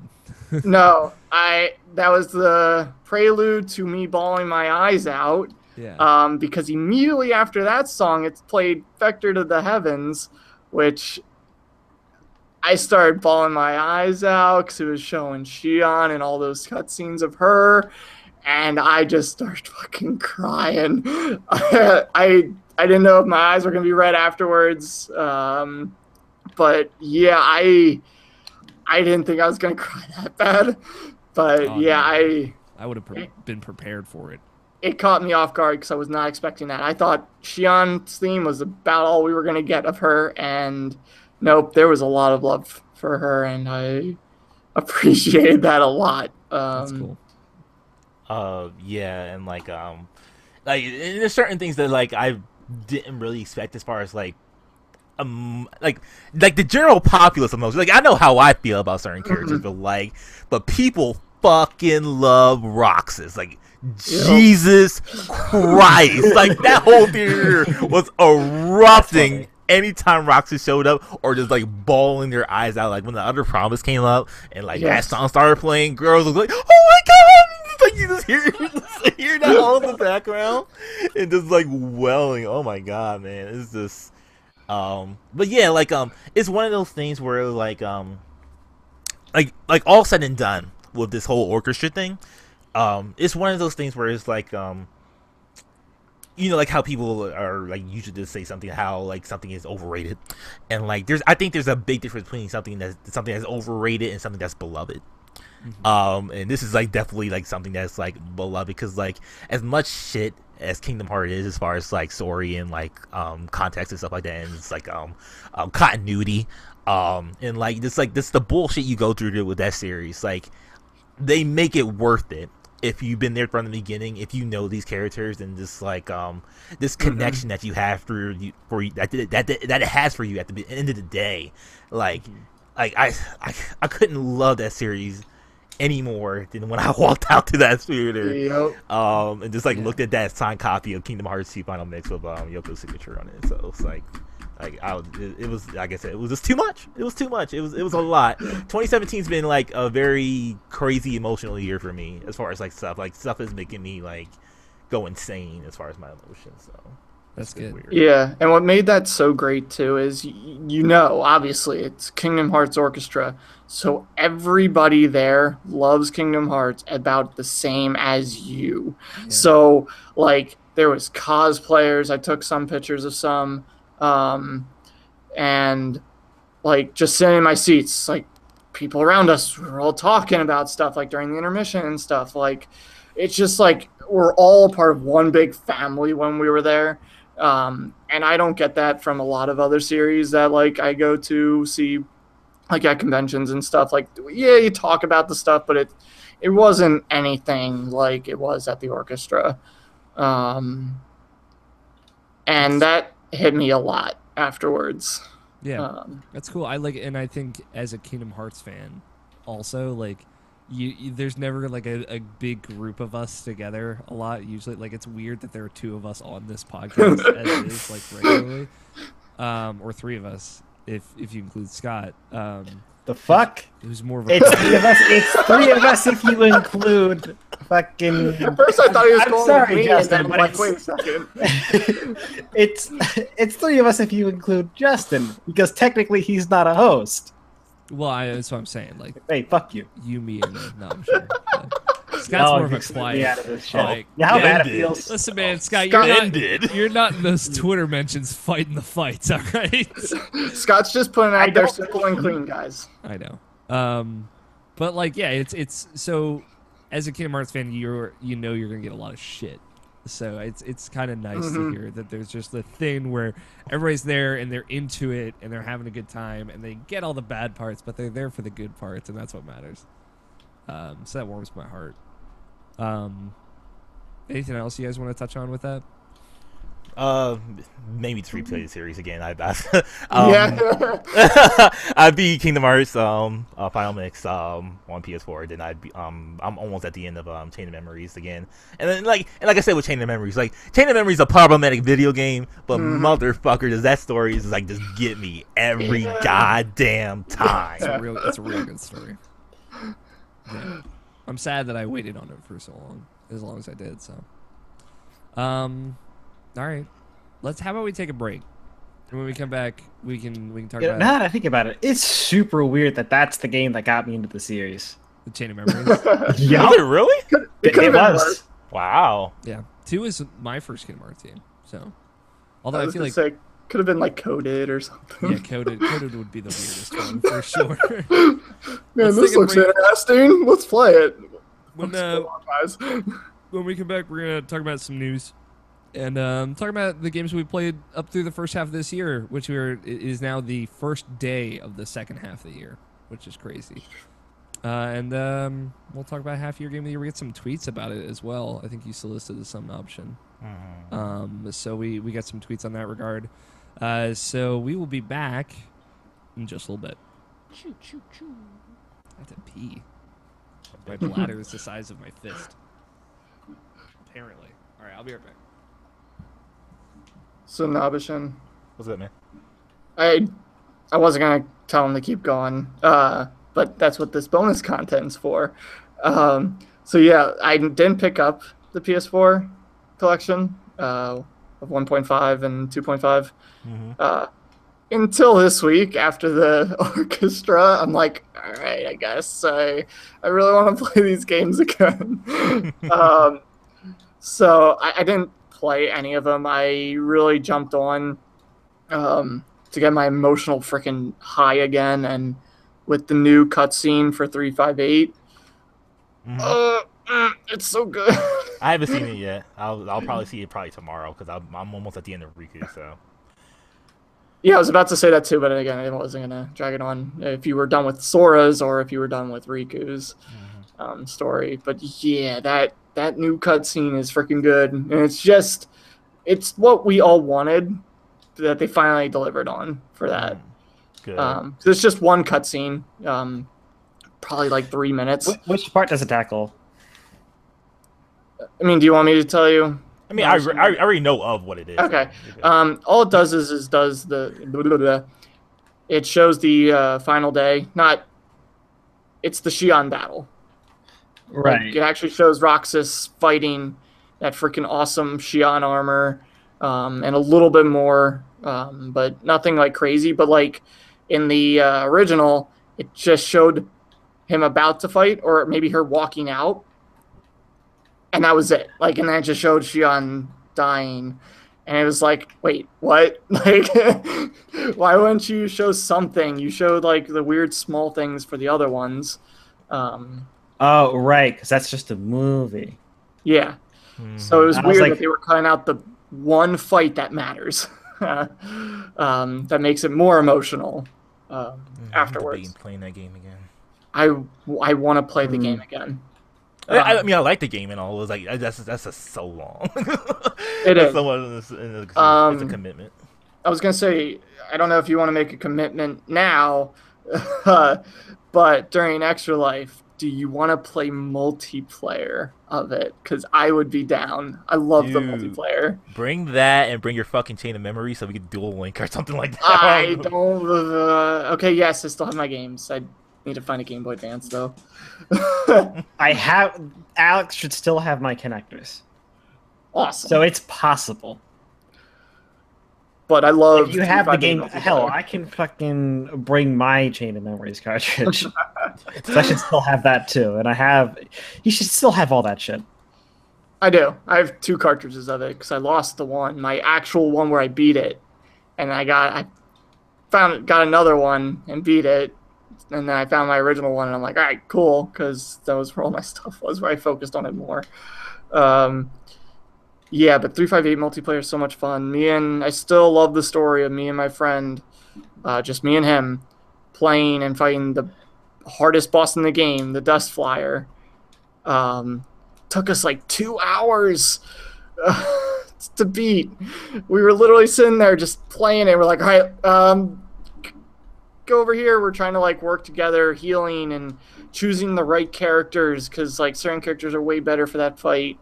And how we played, kind of thing. I would love to play that multiplayer again. It's so much fun. Other than that, though, like, how was your New York trip? I already asked you that, Justin. It was a journey. I mean, it was just a drive there, pretty much. There was a garage right down the block from it that we went in. But other than that, it was fine. It was just really busy at the bridge, the other bridge, not the one you probably went over, or actually went under the tunnel probably. But yeah, like it was fine. It was just a long drive. We didn't get back until like 3 o'clock in the morning. Yeah. That was horrible. But like that concert had me at a high, so I was good the whole way. I was worried about falling asleep at the wheel, which I didn't want to do, obviously. But I was luckily enough to be awake because of that orchestra that I didn't even feel tired at all. Even when I got home, I'm like, all right, I want to go to bed. I'm tired. I'm not that tired, I guess, because I'm not going to sleep. But yeah. I hate those. Yeah. I'm so glad that you met Brant. Yeah. That dude, like my He guy, loves you like so much. So Brent was so good, man. Like it was such great to just like hang with him, and like he just took me out to a burger place in this like, and I was like, yeah, let's pay for I'll pay for my lunch or whatever. He's like, no, I got you, man. Don't worry about it. And just like.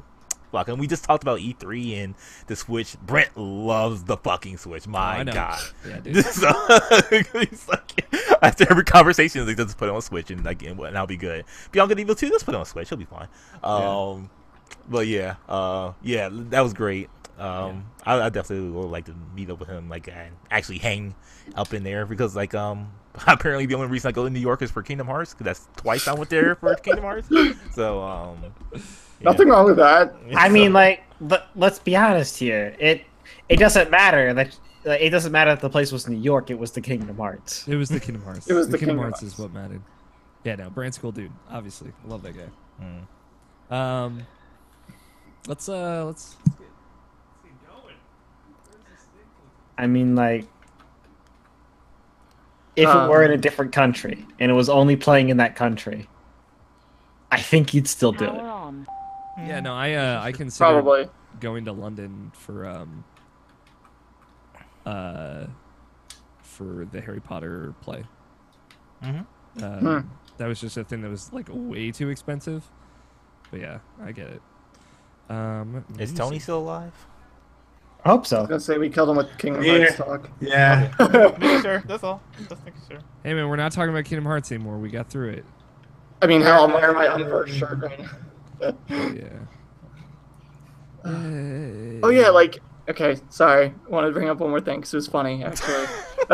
Tony's dead again. Tony died again. But I wore my poison. I did wear my 358 shirt because I was gonna wear this one, but I'm like, you know what, 358. I know it doesn't get that much love. Only one there wearing one, and someone also said, "Oh my God, can I take a picture of you? Because I have not seen that shirt in ages." And I'm like, yeah, sure, whatever. So I'm like, all right, cool. Like, other people appreciate this game. That's right. I'm at a Kingdom Hearts orchestra. I probably, if I would have gone, probably should have.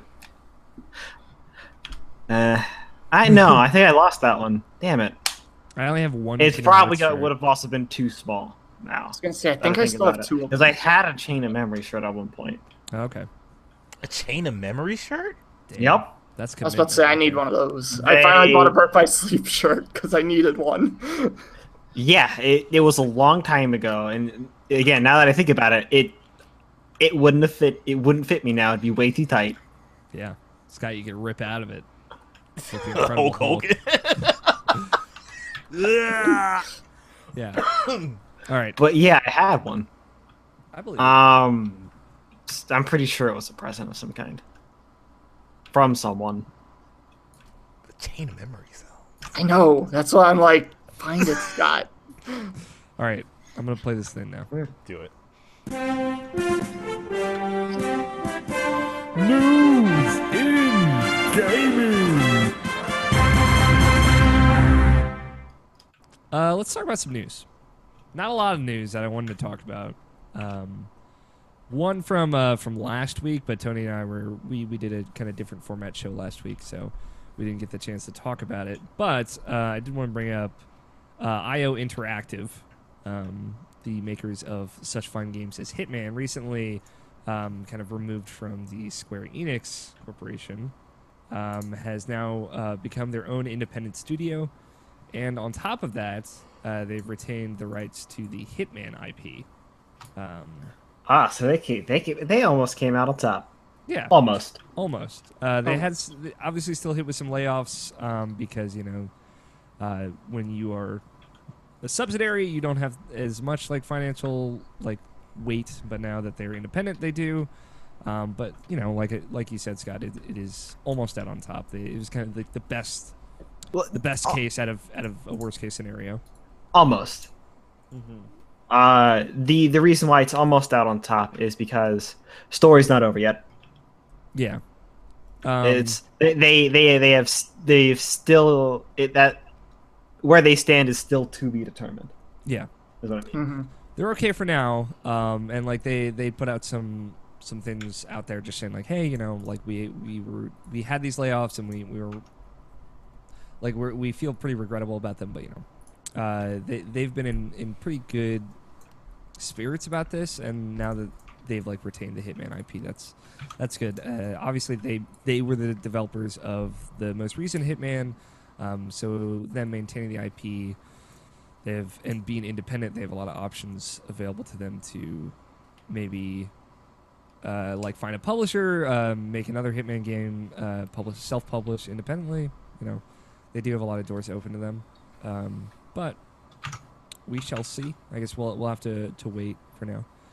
But that is kind of the current ending to the IO Interactive story, which I think is good. I know it's a lot of people really like that Hitman game. I actually just convinced somebody to buy it recently, and they're a very big fan of it. So I'm wishing the best for him. I hope it works out. The other one was the big news from this week, which was the inevitable announcement of the Super NES Classic Edition, which has now been officially announced from Nintendo. And immediately sold out. Immediately pre-orders sold out, of course. It is coming out September 29th, which is a little bit earlier than the NES Classic Edition came out last year, which I believe was November. Was it really? I believe so. It is going to be $79.99 in the United States, which is $20 more than the NES Classic Edition. And instead of having 30 titles on it, it will have 21, pretty much 20 known titles. And the 21st title is Star Fox 2, which is a game that has never been released up until the release of this. Star Fox 2 was canceled. It's a very old canceled game, which is an interesting choice. I'll go through this list really quick here, just so that we can lay out all the games on there. But the Super Nintendo Classic Edition includes Contra 3, Donkey Kong Country, Earthbound, Final Fantasy 3, which is Final Fantasy 6, F-Zero, Kirby Superstar, Kirby's Dream Course, The Legend of Zelda: A Link to the Past, Mega Man X, Secret of Mana, Star Fox, Star Fox 2, Street Fighter 2 Turbo Hyper Fighting, Super Castlevania 4, Super Ghouls and Ghosts, Super Mario Kart, Super Mario RPG Legend of the Seven Stars, Super Mario World, Super Metroid, Super Punch-Out, and Yoshi's Island. Oh boy. So for me personally, that's a reaction. That's the most enthused I ever heard, Scott. Wait. That didn't sound sarcastic? It sounded pretty sarcastic, Scott. Okay, good. Oh boy. Oh boy. Oh yeah. That was like such a Ryan Scott moment. I love it. I know. The glaring omission, just for me personally, that should be on this list but isn't, is Chrono Trigger. But outside of that, I think it is at least a strong list, if not, maybe not complete. What are you boying, Scott? Is there a glaring omission for you here? No. Okay. No. It's you said Super Mario Legend of the Seven Stars? Yeah. Oh boy, as if I already pre-ordered it. Or was going to ever. Yeah. Fair enough. Yeah, it's. I think it's still a solid list, though. I want one, as I said I would if they made one of these. So here we are. I doubt I will get one, just because. I don't know. Brant Ranch managed to get an NES Classic. I'm gonna talk to him about how he found one. York. That's all you have to say. That's really like. I'm going to try and figure it out. It's cool because, obviously there are three different designs. There's the European design of the Super Nintendo. There's the blocky kind of American design. And there is the Japanese Super Famicom design. And it will be respective of those three different designs in the three regions that it's sold, which is rad. And it has HDMI port, kind of like the same kind of standard that the NES Classic was. It comes with 2 controllers as opposed to 1. which is a big deal because a lot of these games you can play with friends, like Super Mario World and Secret of Mana.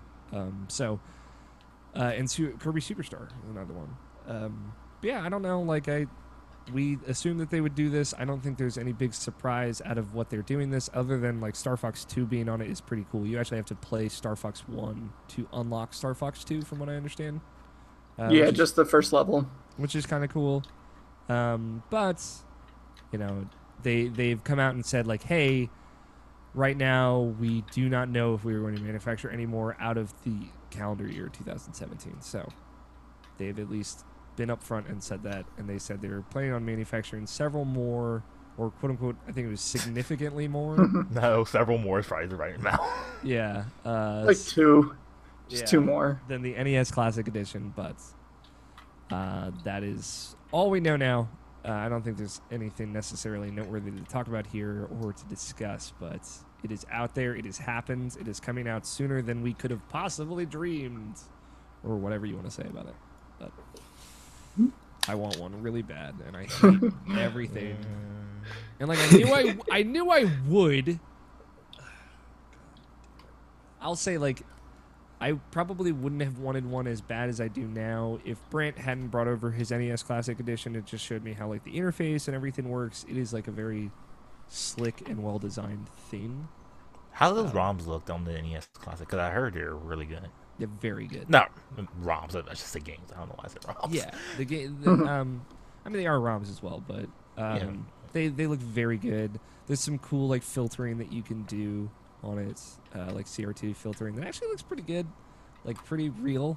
But yeah, I was very impressed with how everything looked on the NES Classic Edition. So here we are, post Super NES Classic Edition announcement world.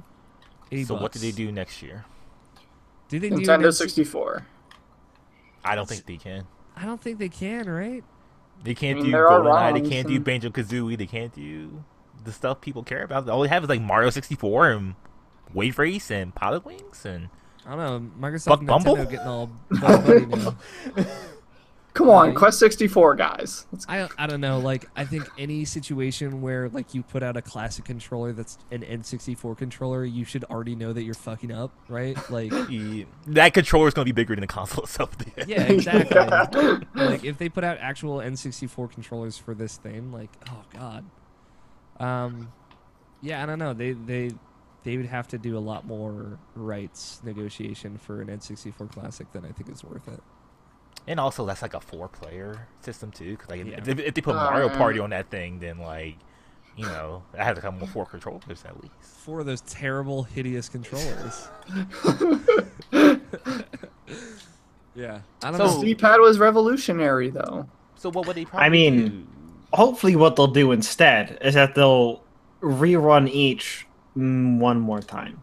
Yeah, that would make sense. At the time that you hit N64, it hasn't been long enough for it to be that much for N64 to be that much of a novelty. Yeah, I think when you start getting into 3D graphics, it's like, yeah, well, we're like 3 generations out from that, so it's not a huge deal. I think, yeah, like a bundle, like a NES Classic Edition and Super NES Classic Edition bundle, $120. Or how about NES Classic 2? With more games. Yo, actually, that's probably exactly what they're going to do. Never mind. Justin figured it out. That is totally a Nintendo move. Well, the more Nintendo move would be to put the same games in it, but with a couple new additions and call it and have a 2 on the end. Yeah. There's a good theory of like why they're doing like this and not like putting Virtual Console on the Switch, or at least not yet. At least it's like this is like the first time they're actually like having like a somewhat HD console with the Switch, because like even though like the Wii U was obviously one, but like that was like pretty much like a port over of that Virtual Console to that system. So it's like like there's just like people are saying like maybe this is like something that had to actually test out these games on HD TVs the proper way. Yeah, and actually make them look good before they put them on the Switch. So this is an interesting theory. I think like Nintendo does care about like, you know, obviously the Wii U emulation got a lot of shit, but Nintendo does care about like how they make their games look. I mean, if you look at something like the NES or SNES Classic, like clearly they do with kind of like the extra editions they put into those. So it would make sense if they were like really gonna do, especially if they're making like the virtual console at least partially service based. Like they're probably trying to make those games look pretty good. So I don't know. Yeah, I'm bummed out. There's no Chrono Trigger on this thing, but oh well. I'm bummed out with no Turtles in Time in it. Yes. Turtles in Time. Yeah. I was not a big Turtles in Time on the Super Nintendo guy, but no Mortal Kombat either. Mortal Kombat would have been fun to have like that. It makes me think like how many games like supports that second controller that comes with that second controller, just like Secret of Mana and like somewhat Super Mario World, but not really. Super Mario Kart, F-Zero. Oh, that's true. Super Mario World, Kirby Superstar, Kirby Dream Course. Okay. Probably about half of them. So like, it's cool that it comes with it too. Yeah, like I'm not saying like it's a waste, but like it's just like it's like I don't know. There's that many 2-player games that they support, or at least I think when I think 2-player games, I think more beat 'em ups. But whatever. Fair enough. That's Yeah, like Kirby's Dream Course alone, I think would be worth that second controller. Because that and like great. And if it's easy to like quote unquote hack like the NES Classic is, you could probably put those games on there eventually. Give it like a month. Yeah. All right, let's take a break from the news and then let's talk about half-year game of the year. So we're now halfway through the calendar year of 2017, also known as the best time to be playing video games, colloquially known as. And even Nabishin, who's impossible to please, has had good video games come out for him this year. So when have I ever been impossible to please? No, that's just you, Alex, and me. Yeah, if anything, Scott. Mostly me. Hey, fuck you. So we're 6 months in. I think a good way to start this off is just to go around the panel here and say like, what right now is your game of the year? Personally, just for you. I'm not saying like what do you think will be the game of the year, yada yada. What right now is your game of the year? Tony Horvath. Yeah. What right now is your favorite game from 2017? Persona 5. Easy. Next, Justin Graffius. I'm gonna just do a cop-out answer and say Persona 5. All right, cool. Why is it a cop-out? Why is that cop out? It's not a cop-out. Fucking game. Peer pressure, that's why. I have a lot of other games. It's probably going to be my game of the year, but like, there's a lot of other games. Do you want to give a shout out to another like surprise contender that maybe you wouldn't have expected? It's not a surprise contender. It's not a surprise contender, Got but it. it's Kingdom Hearts. Okay, fair enough. 0.2. Brian Option Jackson. Yeah, Persona 5. Yeah. Scott. Just say Persona 5. Just Join the group. You That'd see be the that? funniest one. You see, now it's a cop-out answer because I'm just gonna say Persona 5. I'm gonna be a part of the group. Yeah. I And knew you then- always Everybody's liked doing. that I just want to be Scott. popular. I just want everyone to like me. So far, probably gonna be Zelda. Yeah. Okay. So for me, it's tough. I bet you're conflicted like that. Because, like, I love Persona 5, but I really love Zelda. And I don't know how this is going to shake out at the end. I've been thinking about this for a lot over the last 4 or 5 weeks. Have you picked the hard mode? Not yet, and I want to try It's that. probably gonna be Persona 5 then. I'm probably going to play the DLC, though. But, like, Zelda does a lot new for me that I've not experienced in video games. And typically, like, those kinds of more resonant experiences I will lean into. Something like Overwatch, right, was very new for me.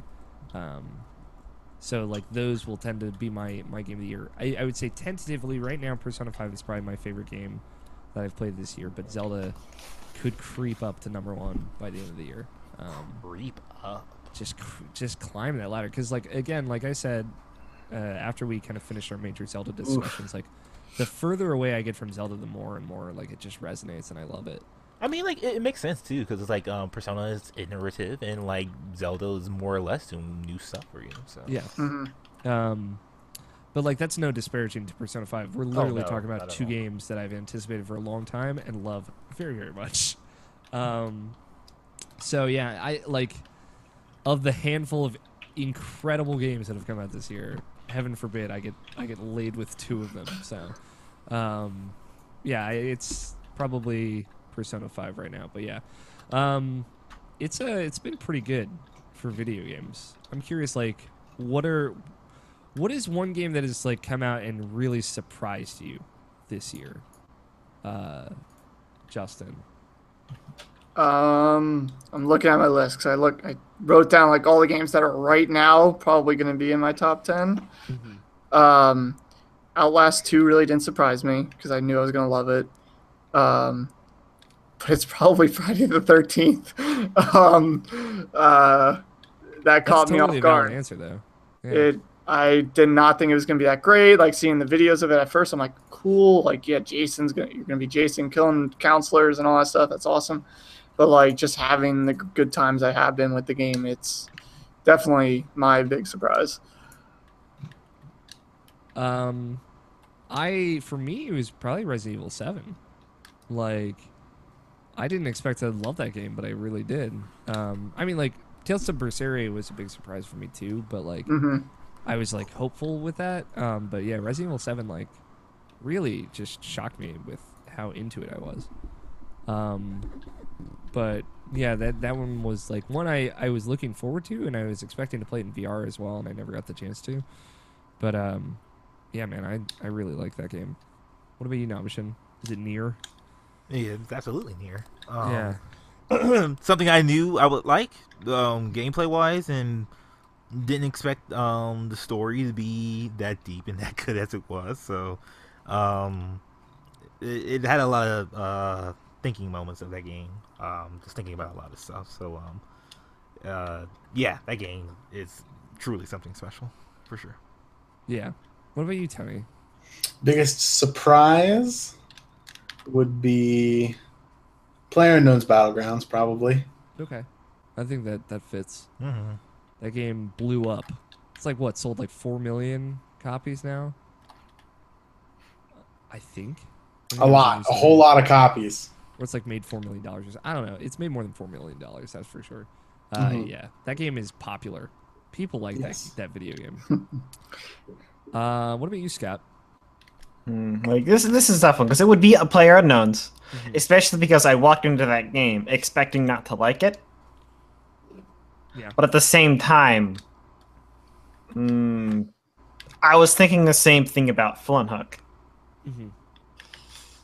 Great. I'm glad that you thought the game I recommended to you wouldn't like. That's great. Thank you. By the way you were describing it, it didn't sound like it was all that much different from most other roguelikes. So it's like at that Firewatch point, all over again. No, Alex had a pretty good idea that I wouldn't like that game. Yeah, that's true. But I'm glad that you did get into Flinthook. Yeah, and like the big difference when it comes to these is I have a bunch, I play them, they're like, it's okay, and then whenever I start feeling like playing like a roguelike, I hop back into Binding of Isaac instead. Yeah, play it for a while, and only the really good ones get me to finish them instead of hopping back into Isaac. Yeah. Okay. And yeah, that's not a game that's gonna make me jump back into Isaac. Yeah. Definitely not. But PlayerUnknown's did also come out of nowhere as well, so I think both are valid. I hope that game becomes a 1.0 before the end of this year. Me too. I don't think it will. I think like it'll probably end up coming out next year, but I think it's definitely it seems reasonable to believe that game will be finished, which is great. Yes. It's hard to say that nowadays, which is depressing. I mean, because like, you think of games like The Forest and DayZ and H1Z1, just games that were just in this limbo of early access forever. So, like, yeah, I'm glad that game's actually like exploding the way it is, and like I said, like I just hope it could get the dues it deserves by the end of the year from outlets sake. It should. Yeah. What about disappointments? Nabishin, man, nothing disappointed you this year, right? I mean, like, you just go straight to me, my dude. Just because like I already know what your answer is. It's just like, yeah, nothing. Clearly, everything really hit home. Yeah, like of a year, such great games, And like I said, like 2017 has been a crazy emotional year. Yeah, Mass Effect Andromeda is just like something that's just, it's almost stain on the. it's almost inexcusable. It's just it's so bad. And like I still attest it. Like it's something that I just like. It's something I hate. I hate like almost every fiber of my being of that game. But yeah, like that's some heavy shit I just said. But like yeah. But I get it, like man, like I like his. I don't know. It's like even with all the problems fixed, it still doesn't do it, does it? Yeah. No, like I said, there's no patch that can fix that game for me. Yeah. There's nothing that can fix that game for me. Luckily, Nier came out the same, like a week. I mean, before, like, see, now we're on this fucking topic. Like, just think about like the days before that game came out, and even with the animation bugs or whatever the fuck, I was like, you know, like whatever, fuck it, it's Mass Effect. Like, I'm giving this chance. I'm going in blind. I'm falling on that fucking sword. I said that. Yeah. And like, even that is just like you could have the animation bugs, like that's whatever, but like everything else, like story wise, pacing wise. Like, it's the same fucking story about like, all the other Mass Effect games. Like, those... No, I gotta stop. No, I understand, man. I won't torture you that much. We needed to touch on it. What about you, Justin? Anything that came out disappointing you? Come back, so I'm debating on if I want to get heat or not. Okay. Tony? I don't mean, think so, man. I'm gonna give you some heat either way. Yeah, Scott's gonna give all of us heat. Tony, you loved everything that came out this year? It's not that I loved everything; it's that I don't have something in my head that's like, yeah, this missed the mark for me. You know, No, I like, know. it's not one of those games. For me, I think Neo was a little bit not entirely what I wanted it to be. Like I think like I don't feel like my expectation was betrayed at all. I think I was just disappointed with how frustrated I was with that game. Especially I like, want to get back to that. especially like when, you know, Tony, you told me about all like kind of the magic stuff, and then it kind of like trivialized all the challenges that I was running into with that game. And it's like, well, if I had just done this, like nothing would have been hard. And it's just it's a weird feeling, like because I generally really like that game and I enjoy playing it, and I think it's a great playing and fun game, but I just like I think it is clearly improperly balanced. But regardless, like that's a minor disappointment in the grand scheme of things. I obviously did not play Mass Effect. I completely skipped it because of Nobishin, so I think I avoided maybe the biggest disappointment for me of the year or so. Everything else has been pretty spot on. Are you ever going to get Ukulele? I just to have an opinion for yourself. I would like to. At this point, since I've waited, I'm kind of waiting to see if it comes to Switch anytime soon. I'd feel pretty good if I could just take that game with me wherever I go. But yeah, like it was more of a thing of like, I just don't want to throw $40 down right now. After buying Persona 5 twice. But you know, which I don't regret or anything, but that was kind of like the biggest. It was just a pricing thing. Scott, do you have any big disappointments? No. Okay. It's Nice. this year especially, I've been a bit low on games. Yeah. It happens. Justin, give me some heat. Okay. Horizon Zero Dawn. All right. That I game hear Zelda's just better. that game is not for me. Yeah, you talked about this the last time we were on the show. Yeah, I played to the point where you get to the open area, and even up to that, I'm just like, okay, the story's cool, but like, I didn't want to go gathering anything. I didn't want to fucking kill anything. I just wanted to get the story. And that is an open world, so I just, as soon as I hit the open world, and I'm like, no. And then that immediately thought back to me was like, So if I would have gotten a Switch day one, I would have been that one guy probably complaining about Breath of the Wild. Because I'm watching people play that too, and I'm just like, no, I don't know if I don't see it. I'd be bored walking across that grassland forever. Whereas at least with the boat, I can let it go sail along to the island I need to go to, walk somewhere, go somewhere else, get a drink. Make a sandwich, Exactly. So, yeah. So probably Horizon Zero Dawn, because I actually played that. Breath of the Wild I did not play. That's fine. We're all about the discourse on this podcast. God know. So, what about games that you didn't get to? These are the ones I'm really curious about because I got a few here. Like maybe smaller stuff or things that you've heard about and want to play, hopefully before the end of the year, but you just haven't quite gotten to yet. One highlight, I'll say real quick. I still have to look for the other ones because I just bought this game. 2064 Read Only. Oh yeah, Read Only Memories. Yeah. I bought the game.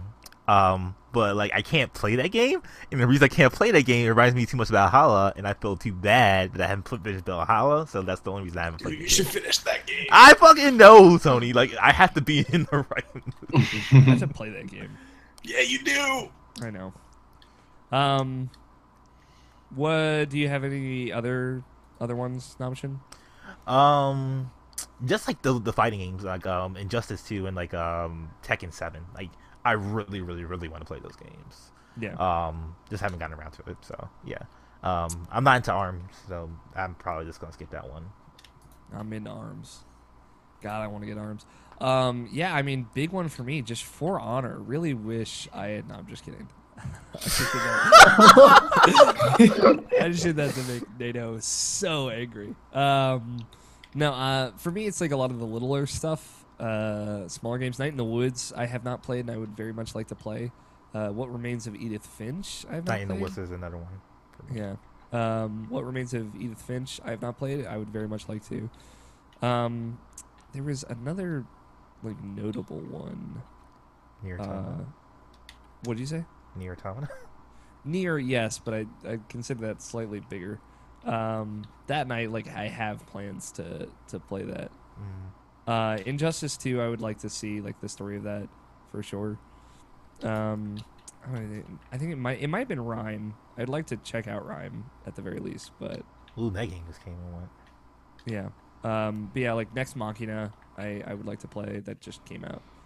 ARMS, big ARMS fan. I gotta know what the truth is about Valkyria Revolution because man, Yeah.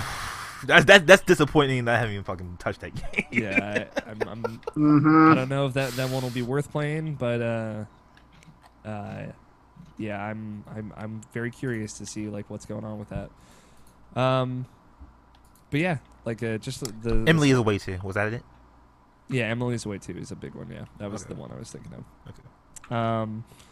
Yeah. So there are a lot of, or just a handful of smaller games that I haven't gotten to yet. What about you, Tony? Stuff that you haven't gotten to yet. Nier is the big one for me. I really want to play that game. Yeah. Oh my boys, you make me so happy. Yeah, we're looking out for you. We'll play it, and then we'll get George Cruz on here, and then we're just going to talk about how Nier is near for a very long time. Jared just started playing it too, so. Ooh, boy. It's yeah, it's getting real lit. Could be the new truth right here. Anything else, Tony? Now you just gotta break me through that wall. Oh, well, that's impossible, so.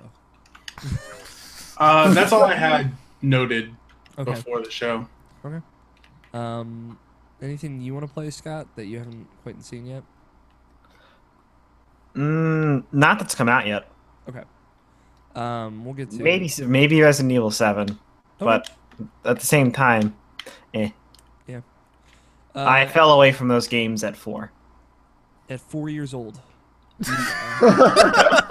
I mean, At Resident if that's how Evil. you choose to take that statement, sure. I'm not all that picky. Yeah. Fell What away about- from Resident Evil at 4 years old. That's when 1 came out. You can understand why. What do you got, Justin? I think 3. 1 being Nier. I started playing it, and then I got to the next area after pretty much the demo. And I just wasn't in the right mind to play it right then and there. So I just kind of stopped because I wasn't feeling it at that time. So I'm going to go back to it for sure. But I guess the other two are Yakuza 0. I really want to get around to that. Now that I finally beat 5. And before 6 comes out, I'm behind on these. 4 and 5 before 6. God damn it. Okay. 5 was super long. Oh my god, but it was so good. So good. I know. But I guess the other one is very personal, I guess. My game of the year last year was Digimon Cyber Sleuth. Yeah. So there's a new one that came out this year, Digimon World Next Order. I have it, need to play it. I really, really want to play that. So hopefully I'll be able to beat that before the end of the year. Okay. Anything else that we want to touch on that's come out first half of this year? I feel like we hit all the big ones. I know you guys probably won't play him. I saw Nabishin playing the first one though, and he didn't respond back. But Outlast 2 did come out this year, and it is fantastic. It fixes a lot of things from the first one and improves a lot of things, and it's just amazing. You were in the room when I talked about Outlast 1 and how much I loved it. Yeah. It was during the year. Yeah. How much of an impact I had in your life. You see, I'm surprised that... I still feel like I'm the only one that likes that, besides a couple people. I like Outlast. I just don't love it. You know. Like I said, it was a whistleblower. You see, it was better than Outlast. Oh, for sure. Like the whistleblower was great. But as far as like me playing Outlast 2, my best friend, Katie and Mark already got that game and they played it and they said it wasn't all that great. So it's like if I can't play with them, I can't play it. Yeah, I really enjoyed it. I know I'm in the minority with some of the scenes, but there's a part where you go into a school at night, and it's just like you and alone in the school. I don't know why. That freaks me the fuck out, especially with the shit they do in there. But those scenes freak me out more than the actual other shit going on in the game. Because like a creature chases you and stuff too during those parts. I really enjoyed it. I don't know if I enjoyed it more than the first one. I had great moments, but I did really enjoy it. So I just wanted to recommend trying that out, as well as Little Nightmares. I've heard good things about Little Nightmares. Yeah, it's very short, and I think the most interesting part about it is trying to figure out the story, because there is no like notes or anything like that. There's no dialogue. It's just you're put in this world and go. And it piqued my curiosity. I bought the quote-unquote season pass to get the DLC that comes out eventually, because I really want to know more of the story. And I am a comic book reader. They're putting out a comic for it, which is telling totally different stories, which is also making my mind race. Like immediately afterwards, I'm like, okay, this character, what was this? And like, I was trying to figure out everything and wanting to talk to people about it, but I was the only one that played it that I know of the group of friends and you guys and stuff. So if somebody does play it, I would like to talk about it, because that shit gets crazy at the end. I do have this copy of Akiba's Beat sitting behind me. Okay, all right. Plastic sealed. I don't even I've never played any of the Akiba games. Have you, Justin? I feel like of all of us, to be fair, I'm not trying to typecast here. I played Strip for 2 hours. That's a game. Look at this. This is Akiba's Beat. This one looks better though, way better than Strip did. I've heard it's if you look at Metacritic, it's this group of people really like this game. This group of people think it's not very good. It's there's no one really in the middle on it. So I'm curious. I was given this copy of this game, so I want to try it. Prey is like the one that's kind of up in the air for me. I don't. That seems like a big time investment, and I still don't know if it's worth it, even after hearing a bunch of people talk about it. I don't know if that would be my jam, but it seems like things like Nier would be a better use of my time, things like that. So, I'm undecided on Prey, whereas I was looking forward to it. I'm very curious about it. I've kind of fallen off on that one. Before we move on to like the last part, is there anything we want to like just like quickly like kind of like a sleeper, like probably not like the top one, but like something you just like want to get out there and just like recommend for people to at least try out, so like get more people eyes on it. Like for me, I would say like Gravity Rush 2. I think that game is really great. For what I played of it. It's like pretty much like an old like N64 platformer or something like that. It's like brought in modern times, just doing stuff like that, just collecting like the gems and stuff like that. And like the story's actually good, the characters are great. I think that's just something that people shouldn't sleep on, and like just like keep just keep an eye on. Yeah. Tales of Berseria, man. Like, don't sleep on that game. That's a good game. By the end of it, you won't want to sleep. Yeah, you'll never want to sleep or be happy ever again. But no, like that's a really great game. It plays incredibly well. And like it's a new director for the first time in a while in that series, and I think like they're doing new stuff with that entry that is really, really rad. And I think the way that they do characters in that is still like, Japanese bullshit, but like there's a level of care in there that is really impressive. And like normally I've been recommending Flint Hook, like for the past year and a half, it seems. So just given the opportunity, I would say like, hey, if you're into JRPGs and you haven't tried a Tales game in a while, Tales of Berseria is calling your name. So. Nah, Flint Hook better. All right. Thanks, Scott. There you go. There you have it. There you have it. Flint Hook, also pretty good. Real good. What about you, Tony? Dude, Flint Hook. Don't sleep on Hell Black yeah. Desert Online. Destiny 2. Destiny 2. Yeah. Let's go. Don't sleep Drawn on to Destiny death. 2. Don't sleep. No, you can sleep on Drawn to Death. That's fine. I'm sleeping on Destiny 2. Fuck you. Damn it. Would Outlast 2 be yours, Justin? Yes and no. I mean, I would go more with Little Nightmares. Okay. Because if you played Outlast 1 and you enjoyed it, I would still recommend Outlast 2. Little Nightmares is new. It's an enjoyable, creepy experience that I would recommend. Same with Friday the 13th, but Little Nightmares more because it's a little bit more, it's less expensive. And like I said, it's all about the journey. So let's look ahead. We got 6 months left of the year. Right now, like I'm looking, so Wikipedia puts together a big, nice. I love that list. Page of like the year in video games. Right now they have nothing listed for December release, which I'm sure will change when we find out what Xenoblade Chronicles 2's release date is. If you're gonna say, what do you think might overtake your game of the year? I already got it. That's a good question. I think at this point, Persona 5 is hard for a lot of us here to Nope. Nope. I've got like maybe I got one. I've got like maybe one, but it would have to be like really good. But I'm just we'll kind of go around and see what everyone is looking forward to the most. What is it for you, Justin? Rampa V3. Yeah, that's the one for me. Yeah, if that, which everything I saw and the things you can do now, which is you don't have to do the truth bullet thing. You can actually lie. Yeah, I heard about and that. get around everything.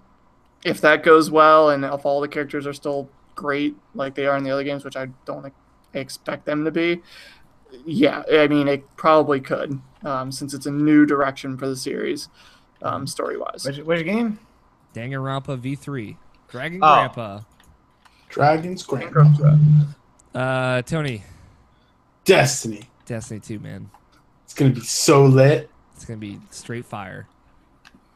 I'm also very excited for Destiny 2. I know that makes As me you should be. trash, but boy. Crazy. What about you, Scott? What are you looking forward to? At this point, there's a good chance that Odyssey could take it. Yeah, good point. Mm-hmm.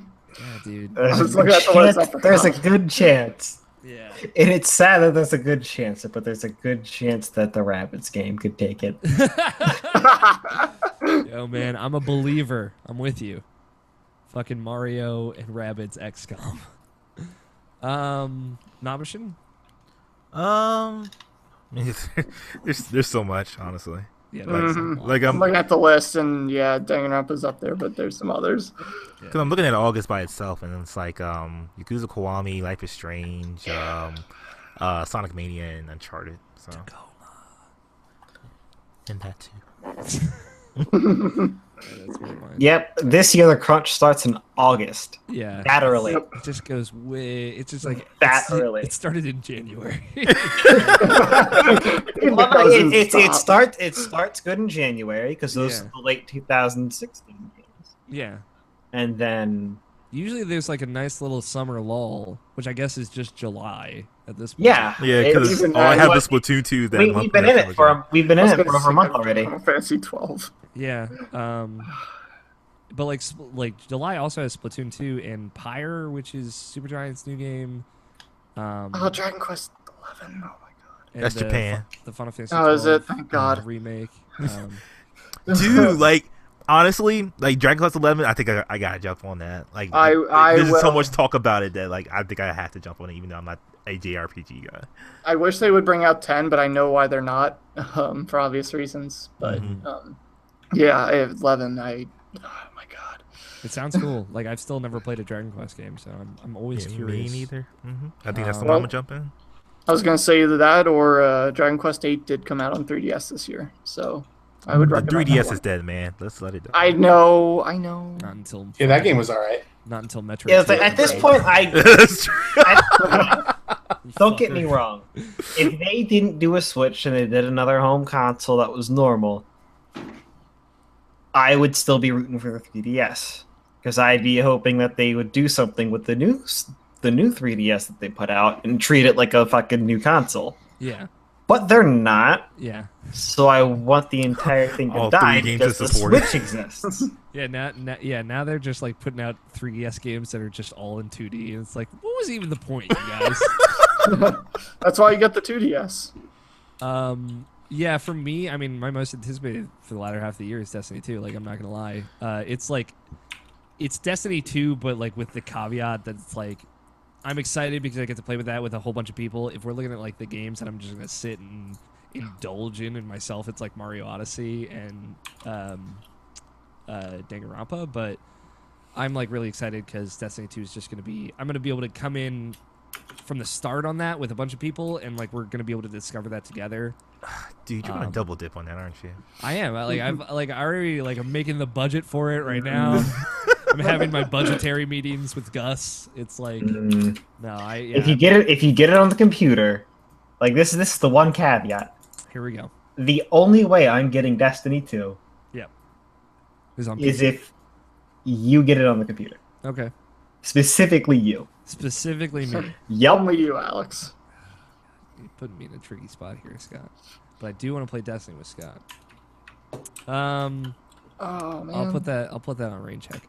But there's also like, there's a lot to look forward to in the last 7 years. I mean, fucking Ni no Kuni 2, Tacoma, Cuphead is actually maybe coming out. Cuphead, Resident Sleeper. Resident Sleeper. The real Resident Sleeper. The real sleeper that's been around for so long. What is that Dishonored standalone thing? I don't think I've ever. I mean, I know about it, but like I don't know about it. You know what I mean? It takes place between Dishonored 1 and Dishonored 2, where you play as the kind of assistant character to the DLC from Dishonored 1. Oh, and okay. you're helping Dowd, who is the player character from Dishonored 1, and you guys are going to try and kill the outsider, who is the god, the black-eyed god of that world that gives you your powers, which is very interesting. I believe it takes place before Dishonored 2, though, so I'm like, I don't know how that's going to play out. Obviously, you probably won't succeed, but I'm very interested. Hope not. Yeah. The guy's a pretty chill dude. Yeah, he's pretty chill. He's just hanging out, man. But yeah, so they're selling that standalone. I believe it's $20, so it might be $40. I'm very excited for that.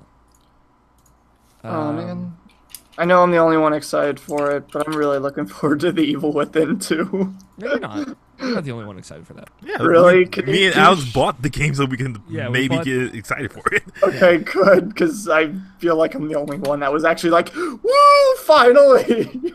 Yeah, no, I'm very curious. I'm actually hoping to play it again, and all the DLC, before 2 comes out to get my mind fucked up again. That shit's crazy. Yeah.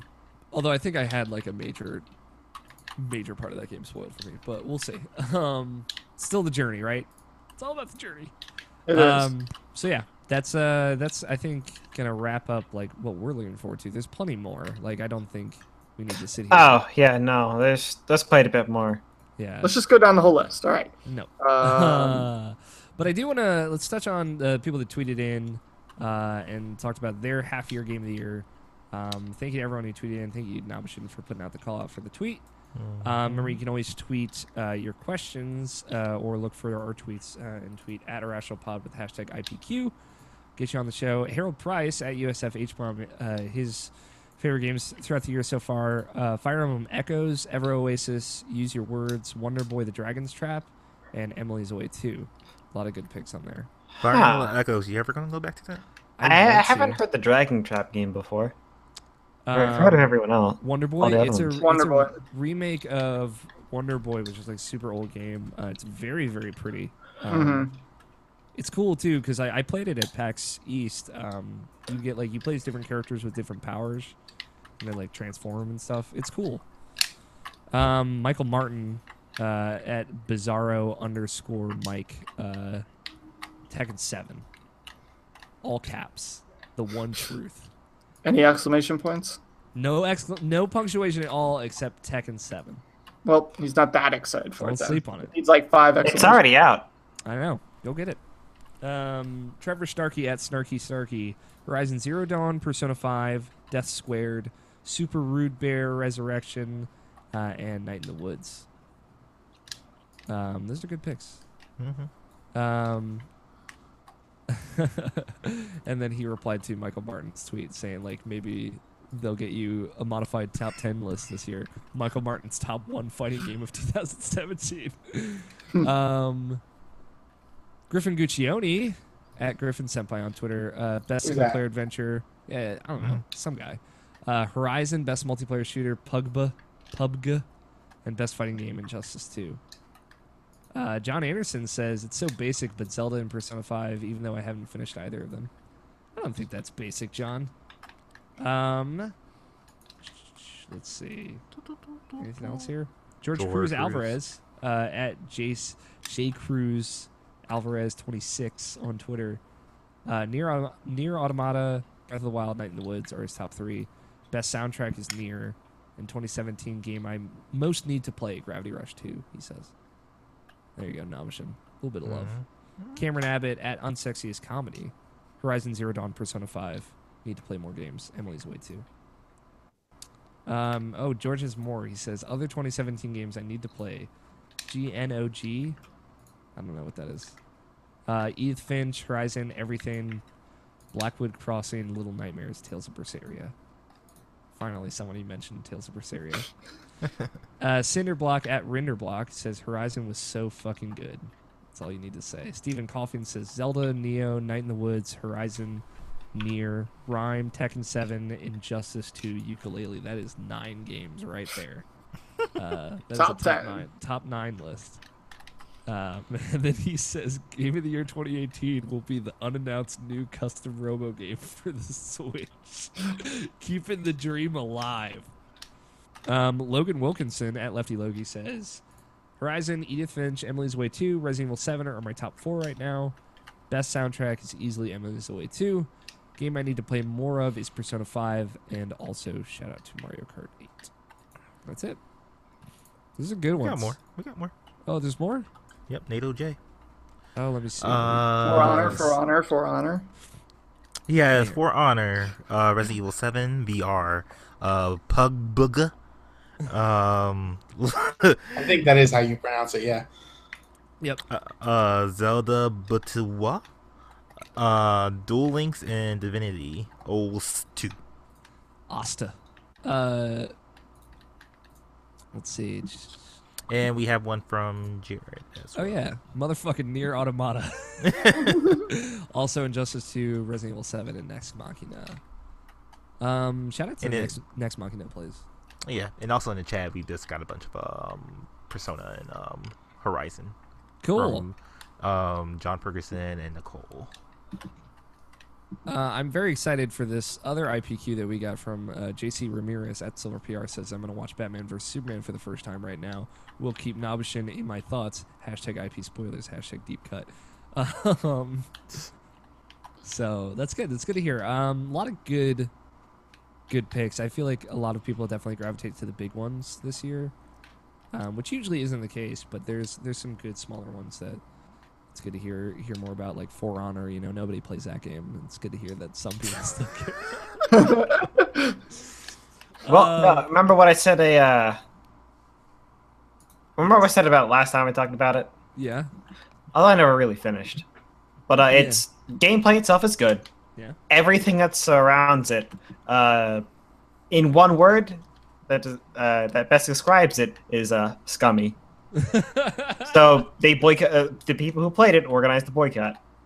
So the player base dropped hard, and then people stopped getting in match. Had a hard time getting in matches, and then it kept dropping. And somewhere out there, NATO's still defending it. It's a fun game to play, but that's all that matters, man. I know. I'm just teasing. Jeez. I know he's defend probably himself. He's so furious right Can't now. defend himself. But he knows I love him. Yeah. I think that's gonna wrap it. I think that's gonna wrap up our questions. Most of them are centered around half-year game of the year as well. But if you'd like to be a part of the show, you have multiple ways you can get in, be part of this here train wreck. You can email us, mailsack@irrationalpassions.com. You can leave us a voicemail, 404-590-1337 is the phone number you can call. Keep in mind, standard logging distance fees do apply, or you can tweet at us at IrrationalPod is the show's Twitter with the hashtag IPQ. Make it easier for me to find. You can follow each of us on Twitter individually. I am at AlFighter27. Scott is at hit the microphone. That's what he's at. At what Chuz.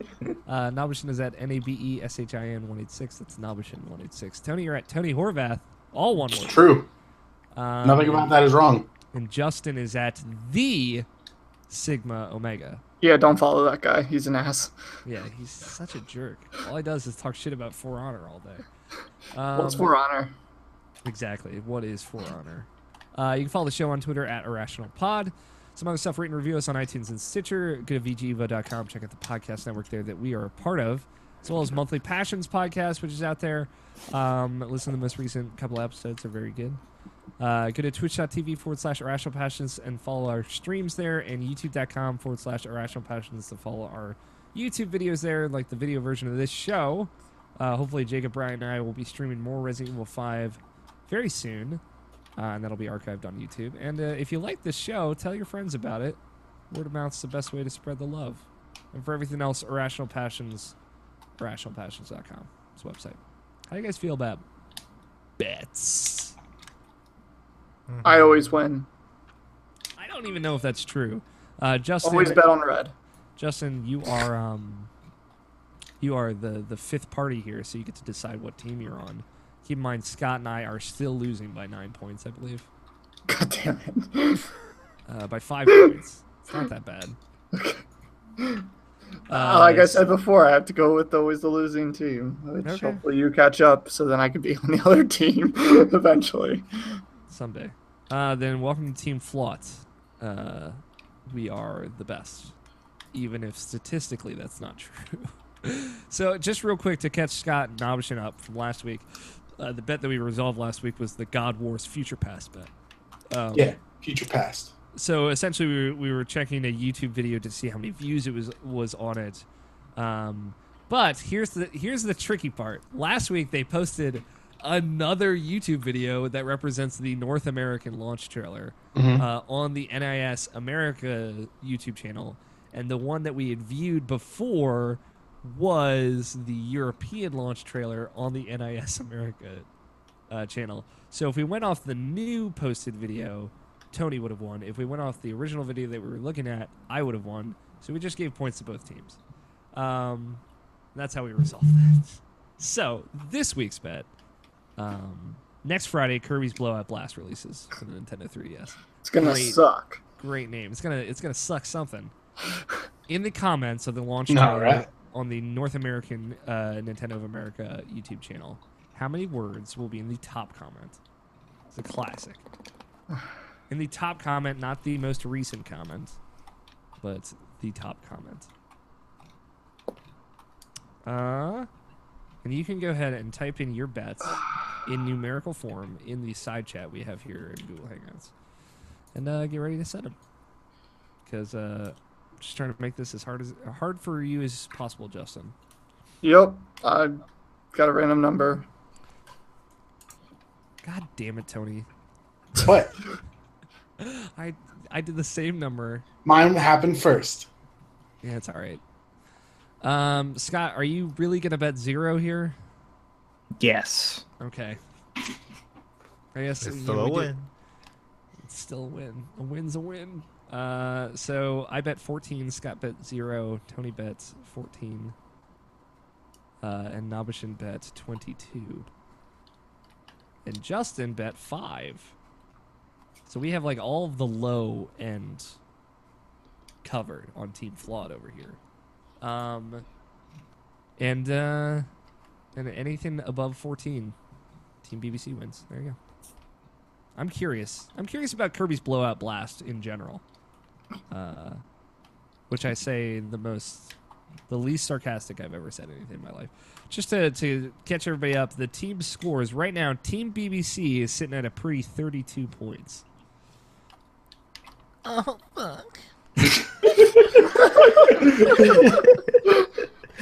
And Team Flot is rocking 27 points. Whoa. That was good. Thank you, guys. And that's the show. That's the whole show. Thank you for joining us, Justin.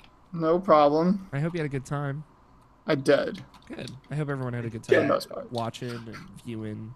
Are you doing anything out there, Justin? You making stuff? No. It happened. Making it happen? Trying. Okay. No Just pressure. go to my YouTube page. I think I don't even know what it is. Sigma Omega, the Sigma Omega something. It's something. If you go on YouTube and just type in the search bar Justin, you'll get there. Yeah. Yes. You'll find it. There's probably definitely not somebody else out there that's actually a YouTuber that has the name Justin. Hopefully. Hopefully. There's tons. You're just the most popular, right? Yeah, I mean, of course. you've got more subscribers than PewDiePie, right? Oh, definitely. Well, it's always a pleasure to have you on. Thank you, everyone, for listening. Thank you to our friend Danny Wiesner for opening music of Two Player Co-op and our closing music of The World is Saved. Thank you, Tony. Thank you, Scott. Thank you, Nabishin, for joining me. As always, I love you guys. A winky face. Gross. Thank you, everyone, for listening. We appreciate you very much. Thank you for all the tweets and the good words and kindness. I love all of you listeners as well. I've been your host, Alex O'Neill. Play your games, stay irrational. We will talk to you all next week. Titles. Woo! A Titless. little late. Little low this week. Sorry. A little low. So I got some titles here, Again, guys. low. We got After the Incident. Scott.